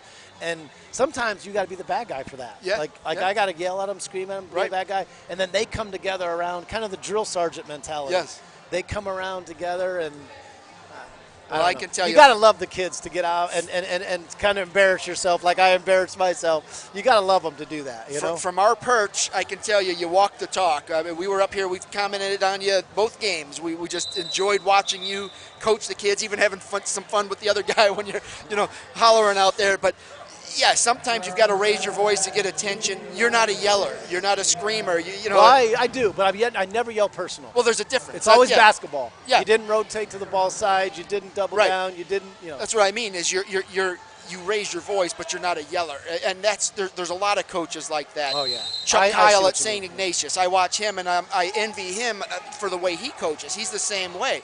A kid will make a mistake. He's not out there yelling at him. He'll pull him to the side, explain that, hey, this is what you did wrong. Hey. This is what we need you to do. There's no such thing as mistake. They're all learning opportunities. Right, but yeah, it was a pleasure to watch you. I'm glad you had some fun out there, and good luck to you. Well, thank you so in your much. future coaching that PV program. Thank you so much. And can I say something again? Sure.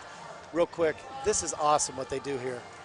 I can't say enough to do this all day long, bring kids in, this program, and to raise money. Yep. This is an unbelievably fantastic program, and It thank is. you for your help. Sure, with it. the kids love it, the coaches love it. What's not to like? Thank so you it's a so great much. day. Thank you. That was Mike Shantz from Pymatuning Valley's youth program. We got to watch him in action coaching the green team to 2 wins today. So a lot of fun for him today for sure. And then, watch yourself, Coach. Now he gets hurt. But here we are back in action, this third of 3 round-robin games here in the 6th grade level at the 2018 Big Leaf Basketball Elementary Showcase. It's 11-6 in the second quarter, just underway. I'll get my scoreboard updated. And light blue has the ball. That's Nicholas Wright. He passes it back out. A long 3, just kisses off the side and is rebounded by Simonera. He passes it in to Stanky, who made that shot. Stanky's favorite player, you might start seeing more of these popping up soon, it's Lonzo Ball. Now Purple has it. That's Hawken for 3. On the mark, but just a little long. Oh, the baseball pass, full Baseball length of pass. the court, And almost it was- converted. It was right on target. It was. Isaiah Warner's timing was just a little off on the wraparound. And you know what that is? That's court vision. That kid got the ball down there, looked up, saw his teammate had a huge advantage, and he threw it down court. Like you said, it was on mark. They just couldn't convert it. He looked a little bit like Kevin Love. And again, that's where kids watch basketball. They see that, and that's where they develop some of that basketball IQ. It's funny, that's where video games actually can help kids learn a sport, because you don't learn a lot of the things that you need to know at practice or in a game. But when you're playing a video game and you can do some of those things, you can try different things, and those become part of your memory so that when you're on a court, it opens that thing up. When you're playing a video game and you're using touch passing, and you can see how it decimates a defense. Exactly. Maybe at this level you're not able to do a touch pass like an NBA player does. Right. But you can start to emulate that, and then you get the point of the weave drill that you see so often at this level, where you have 3 guys weaving back and forth down the court in transition. Exactly. It's little things that connect it to the big picture. Right. And it all helps develop that basketball IQ. Stanky has it, but it's turned away. Stepping out of bounds was Strever, though, after he blocked it, which means light blue will retain the ball. Yeah, that was a great defensive play. He just needed to be a little bit of a ballerina there to keep that toe in bounds. And it's hard to do that. Sure is. Although he turns it right back over and gets it to his bud, Eric Geddes. Geddes behind his back to get around Warner, puts it up with the left hand and finishes. 9-13. That was pretty. He was taking some notes from his buddy, Kayshawn Skollerk. Well, everyone should watch Skollerk play. That was fun. That's Simonero.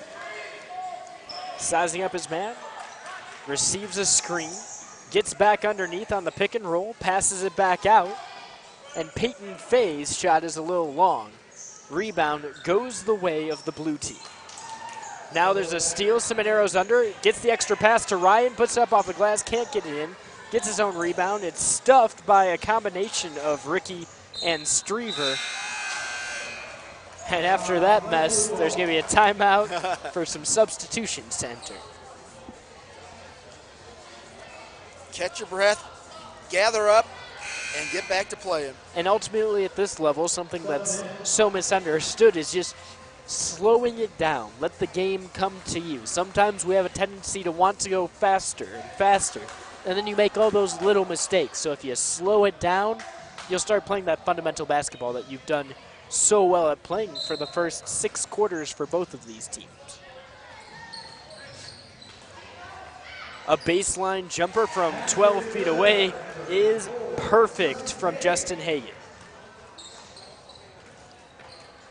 So now Farnsworth brings it up. He kicks the ball, but Peruski gets it back. It's stolen. Turning the other way is Justin Hagan. And that's going to be out of bounds on the light blue team, so purple will retain it.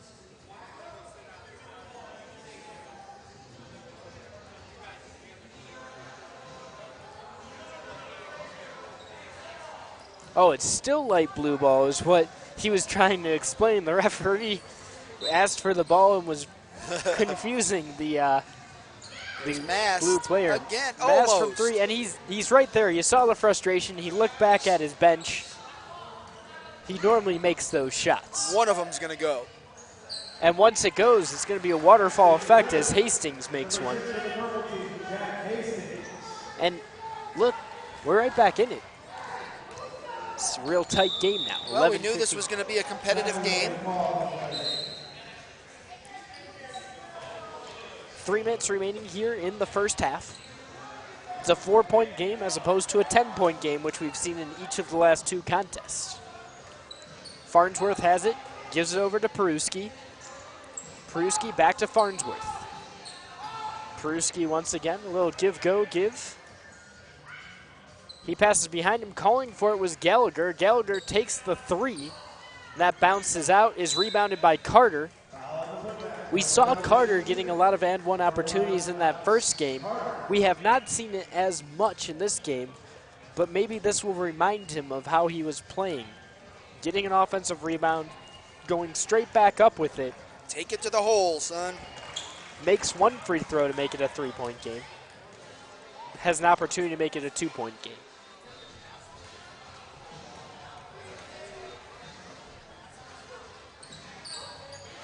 Misses it. Rebound goes the way of light blue. This is Seminaro. A long 3 just misses for Rogers. The rebound goes the way of Alex Carter. He struggled with it for a little bit, but eventually pushes it up the court. Hastings now gets it off of another pass. He kicked Mast. Mast kind of backed down and slowed up. Luckily, his team got the ball back, and he seems to be 100% fine. Rogers tried to force it and is rewarded with a foul, but they're calling it on the floor.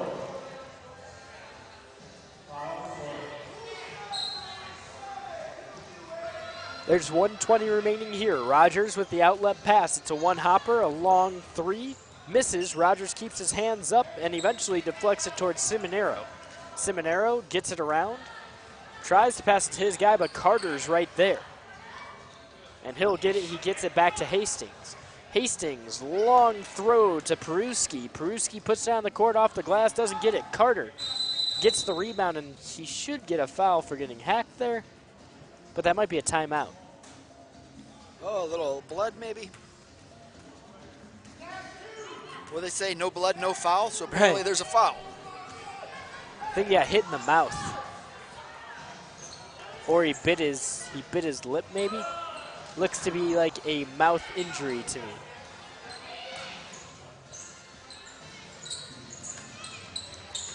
But now Blue has the ball. That's Carter. Carter sizing up his man, passes it to the inside. Shot up and missed by Farnsworth. Rebound goes the way of Peyton Fay. Fay brings it up. Gets the ball stripped, but it's okay. Ryan's right there to pick the ball up. One bounce goes back towards Fay, who gets hit hard going down. Everyone's okay after Gallagher stumbled over Fay, and it looked like he might have stepped on his shoulder or his head, but he didn't put a lot of weight on it. Fay's 100% fine. 15-12, 28 seconds left until halftime. Fay's first free throw is just short. He's getting high fives all around.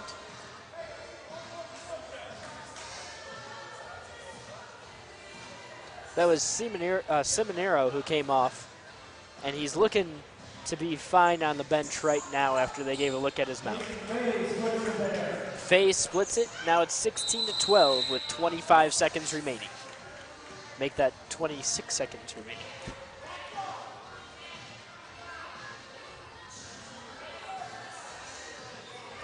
Light blue retains possession. You getting tired over there? Andy Rogers throws it in, and it goes off the arm of Timothy Farnsworth. We're only halfway, buddy. Just had to stifle one yawn. I'm back.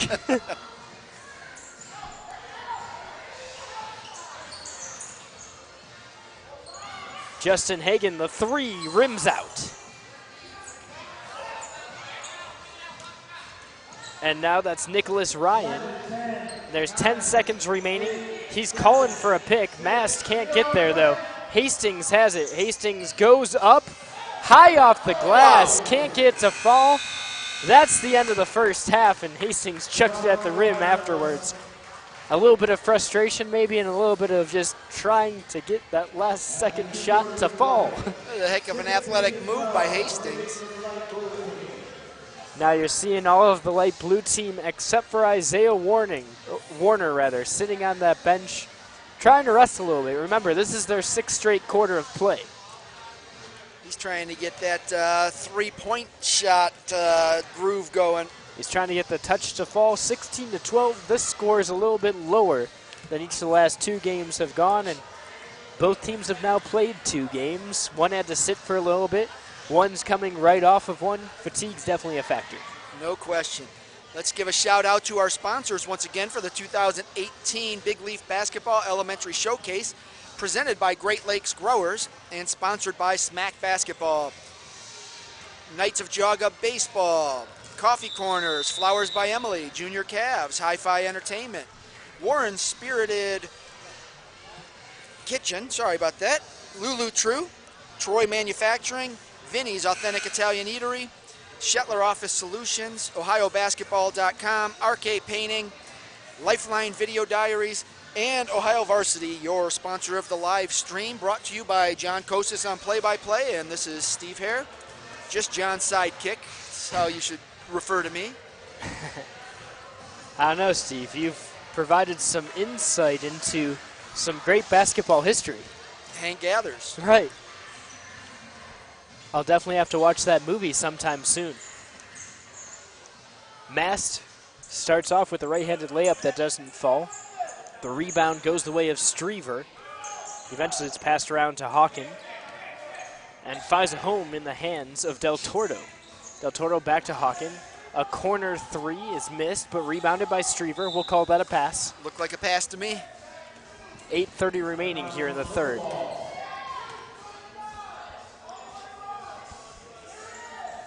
Bounce pass, Del Tordo puts it up and draws the foul from Warner. Warner saying, my hands were straight up, but evidently they were not, as Del Tordo gets to go to the line, and we know that this guy can put lots of points on the board in a very short period of time.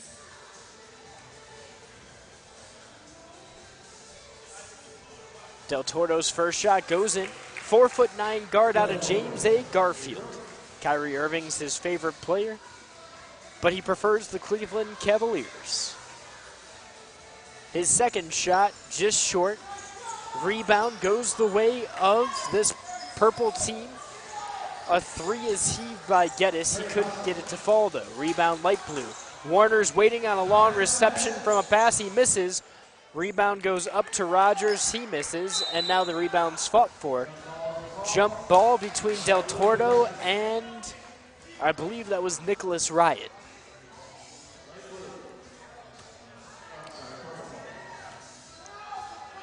So now the blue team has an opportunity to claw closer here. Del Tordo passes it over. Shots up, but short on the runner. It will be light blue ball. That was an over the back from Eric Geddes.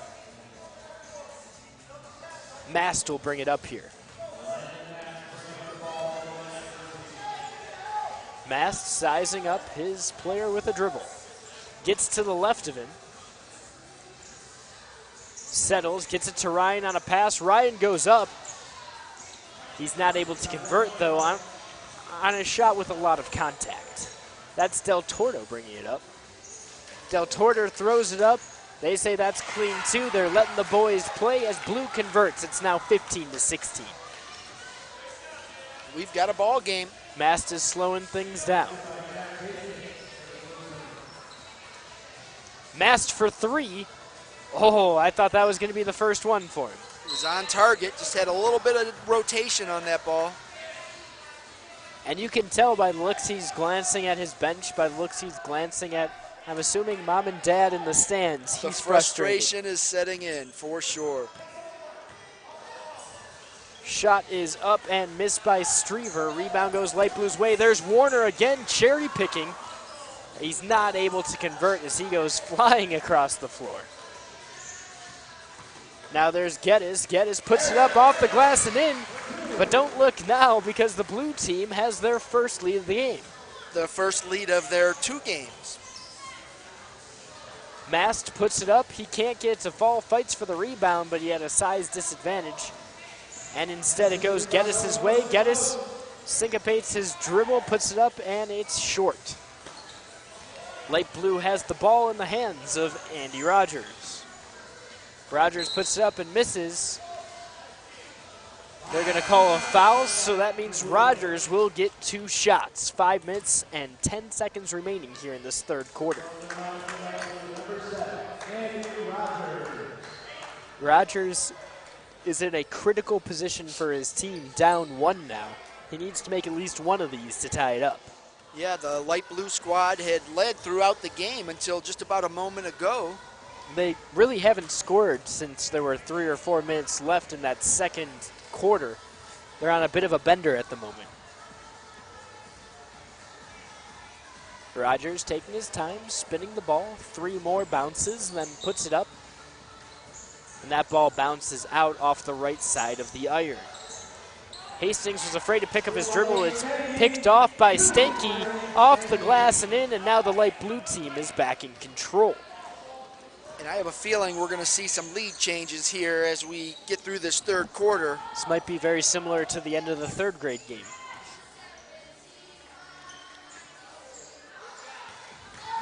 Shots up and missed, and now Light Blue team has the ball. That's Ryan. Ryan puts up, misses, but Mast brings it back out and takes a 3. He misses it long, but these shots aren't big misses. He's always hitting the iron, and he's always hitting it on the inside of it, not right. the outside. There's a breakaway for Stanky. He has the last 2 in this game. Tries to get his rebound. Mast was there, but wasn't able to put up a fight against any of the bigger dogs in that fight. I don't know how many points Stanky has scored in the 2 games, but we certainly hear his name a lot, or you're saying his name a lot. I mean, he's making a lot of defensive plays. And Stanky's cherry picking this time. The throw is a little bit behind him. He's going to stop, passes it back to Warner for 3. Warner drains it. You got to root for a guy like Warner who's always going the extra mile. When everyone else was sitting during halftime, he was the one sitting there taking 3s. Oh, coming back on that end. Back-to-back triples keep the lead at 1 for this Light Blue squad. Mast has the ball. Mast makes everyone miss, pulls back, but is not able to get it to fall. And man, hasn't that been the story for him over the course of these 2 games. He's just not having his day. Gallagher has the ball, passes it out to Hastings. Hastings can't convert. It's rebounded by Rogers. Rogers is bringing it up.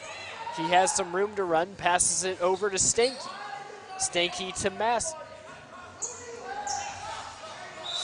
Mast sizes up his dribble, timeout's called.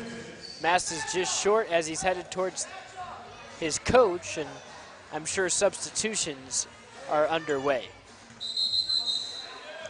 Mast is sitting down. It's a 1-point game. Warner is also sitting down. He made that triple just moments ago for the Light Blue team.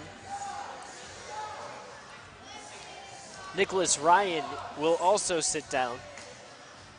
That will be the bench for this Light Blue team as they have the ball. That's Stanky with it.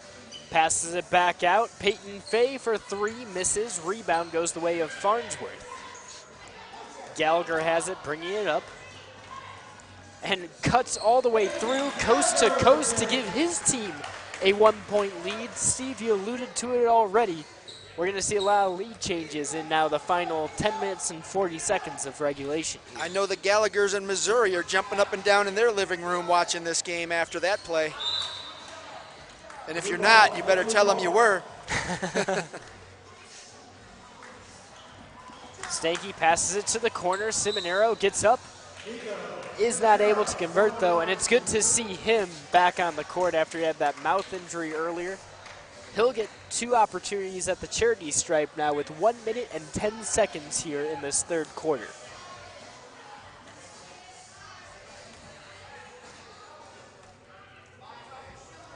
Simonero puts it up and ties the game effectively at 22. We have 4 twos on the scoreboard, 1-3 with 55 seconds remaining. Simonero puts it up, misses. Rebound goes the way of Carter. Carter brings it up the court with 45 seconds remaining. Puts contact down, absorbs it. Can't convert the shot, but remember what we talked about before this game. The key for him is just getting to that free throw line and trying to score. Right, we saw him have success with that in the first game. And this is a much smaller team. If he can absorb contact, he can make a lot of and-one opportunities happen. Yep. He misses the first shot, rolls his eyes a little bit. He's frustrated. He wanted it. There's 43-4 ticks remaining in the third quarter here. Tie ball game, 22-22. Shots up and in. Carter gives his team a lead. Now we've seen 3 lead changes here in the last 2 minutes. Hagan received it from beyond the arc and then turns it over. Now going coast to coast. Farnsworth misses it this time. Rebound goes the way of Rogers. Rogers to Simonero. Simonero slicing and dicing his way through the defense. It goes off of what looks to me like Gallagher. So it should be light blue ball. And that looks to be the case as Simonero is on the baseline and he'll throw it in. This time to Rogers. Rogers puts it up off the glass, misses. Carter gets the rebound. Carter bringing it the other direction with 15 seconds remaining. He's at midcourt now. 10 remaining. Gets it to Gallagher. Gallagher drives in, puts a shot up. He is fouled with 5.8 seconds remaining. His team has a 1-point lead, and he'll be at the charity stripe for 2 shots.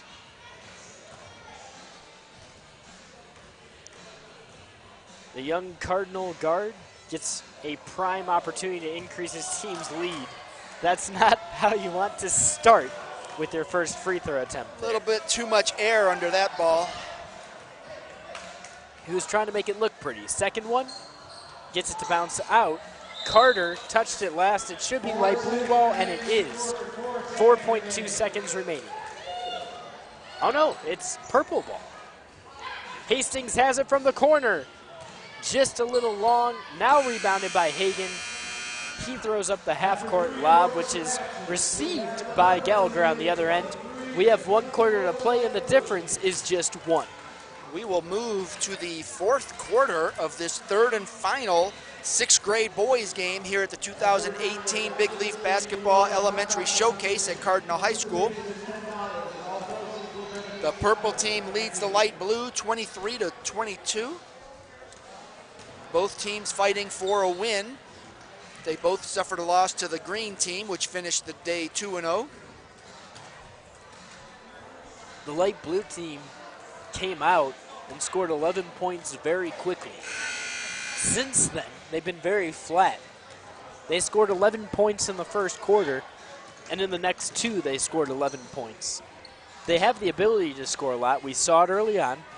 And if they can get back on track, this team can be unbeatable because this purple team has really struggled to finish the entire time. We'll see how it works out with just 9 minutes remaining.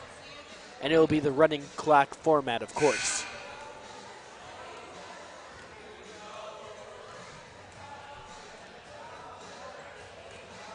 Nine minutes left until the knockout tournament.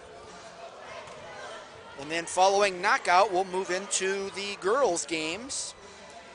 We'll have a couple of girls' games followed by the 5th grade boys, I believe, is the schedule. So we've got the 6th grade girls at 2:45, the JV girls at 4:15, and the 5th grade boys at 6 p.m. So we still have plenty of action left on what's already been an eventful day, starting off with the golden goal match in 3rd grade. That was great. Mast has the ball, still trying to establish an offensive rhythm. Gets it back out to Warner. Warner puts the shot up high off the glass and misses. Rebound goes Light Blue's way. That's Ryan off the glass and in. Give Light Blue team a 1-point lead now. 8 minutes and 40 seconds remaining. Get used to it. We're going to see some lead changes. Both teams amping up the intensity, trying to get their victory. That's Geddes. Geddes passes it to Ricky. Ricky across the way. 3 is up and in. A 2-point lead might help you retain the lead a little bit longer. Big shot right there. As we approach the 8-minute mark. Mast has the ball. Passes it on the inside. Warner receives it, but can't get it to go in. He does get fouled. So now we have a couple of free shots.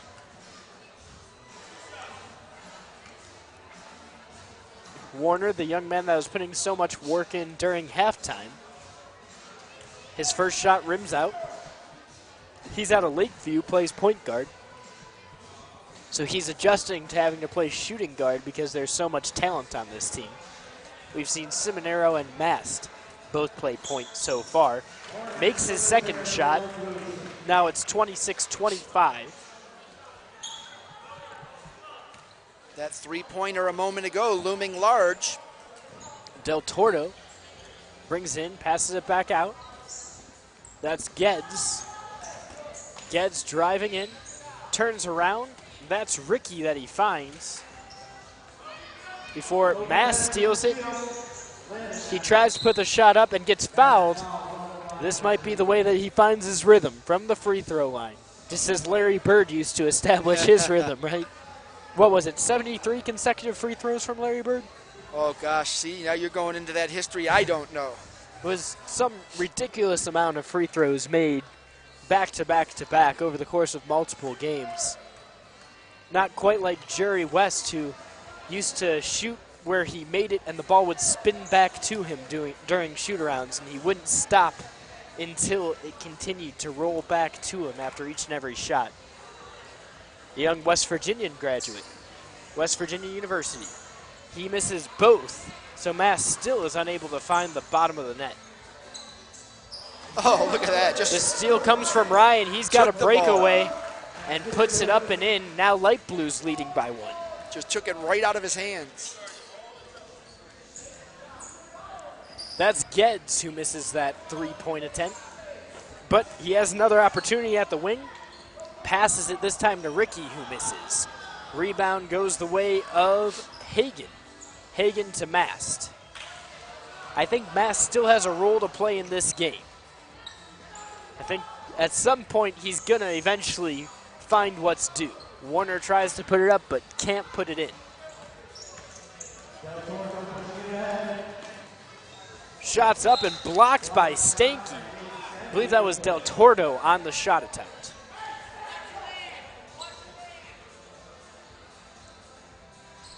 It's 5 minutes and 25 seconds remaining in this game. A 1-point lead for the Light Blue team.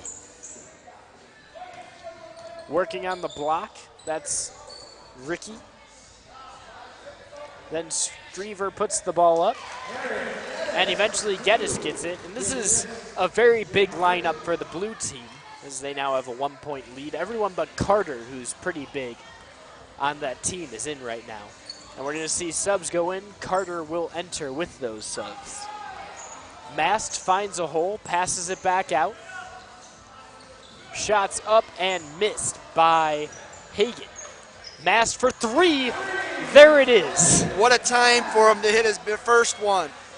His team's up by 2, and you can see he breathed a sigh of relief. He might be headed out for a little bit now as subs are coming in, but that's a good way to head out of a game. And you've got to be thinking to yourself, now I come out? Right. I just hit my first 3. Team's up 2, though. He put them in a good position as he leaves with 4 minutes and 15 seconds remaining. Hastings has an opportunity, but it rims out. Rebound goes the way of Justin Hagan. Now Rogers is bringing the ball up. Fay was calling for it. They couldn't find him, though. Pump fake, bringing it in, but ultimately missing.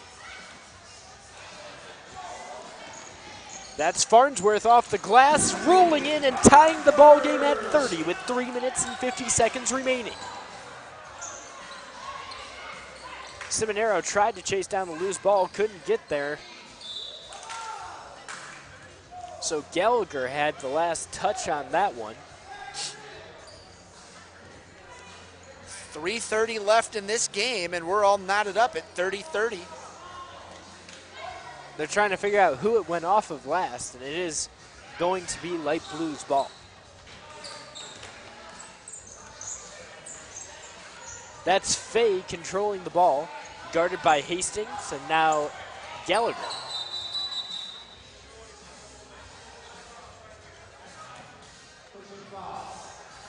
They're announcing that that is a foul on the floor, which means it remains light blue ball. Fay is on the baseline. He's going to pass it in. The inbound to Seminara was intercepted by Peruski. Long pass. It's now intercepted this time by the 8 from the light blue team, Nicholas Ryan. He's looking to go coast to coast, but passes to Rogers. Rogers to Warner. Warner breaks through behind the back. Ryan steps behind the line and drains a three. 33-30. That was just a pretty series. And it's intercepted by Seminara. He did a smart thing there, and that was just ease up and not try and force it to steal that ball back as Hastings poked it away from him, and light blue team will retain the ball with 2:10. Warner for 2, a long 2 at it. Misses but gets his own rebound, falling to the ground, gets it to Ryan. Ryan spins, he's looking for help. Gets it to Warner for 3 from the corner. Just rims out, it's now rebounded by Carter. A stop and 3 attempt is just short. Rebound by Carter. Carter working on Ryan. Puts it straight up but misses. 3 tries to save it, sends it right to Carter. Now it's picked up by the other 3, and it's made. That's Timothy Farnsworth. Peyton Fay was the one who tried to save it. 1 minute and 40 seconds left. Warner has it. He's trapped. Needing help, finds his man. That's Fay. Fay spins around. He finds a lane and almost gets it to go in. He's fouled, but you're seeing sportsmanship as Farnsworth helps Fay up, and he'll take him to the line. These are going to be some big free throws because this is going to take us down to 1 minute. You have to make at least 1 here. Obviously, 2 are preferred, but if you don't make at least 1 here, you're putting your team in a bad predicament. He makes the first one. There it is. There's the weight off his shoulders.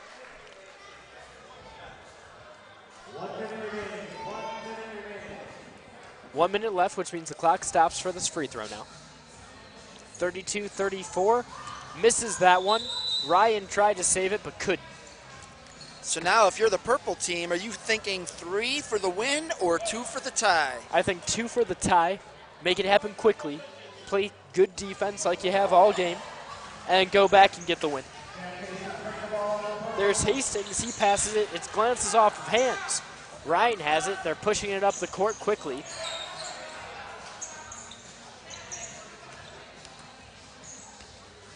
That was Seminaro who brings it all the way around. Ryan has it now, and it gets stolen by Carter.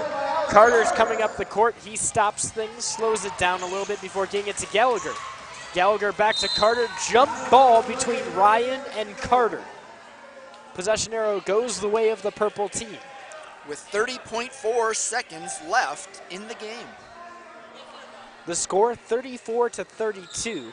It's in favor of the purple team. Farnsworth has the ball. Farnsworth to Hastings. Hastings gathers. Doesn't shoot the 3, though. Now it's Gallagher driving in, shoots the ball up just short, gets his own rebound, puts it up, misses long. Carter has the rebound, shots blocked. Warner has it. He stops. Passes it over to Fay. Fay's dribbling in the backcourt.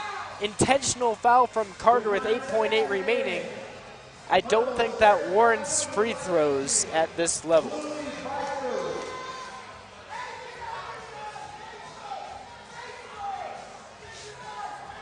Warner will inbound. They want face guarding. That's what the purple team's yelling. Face guard, face guard, face guard.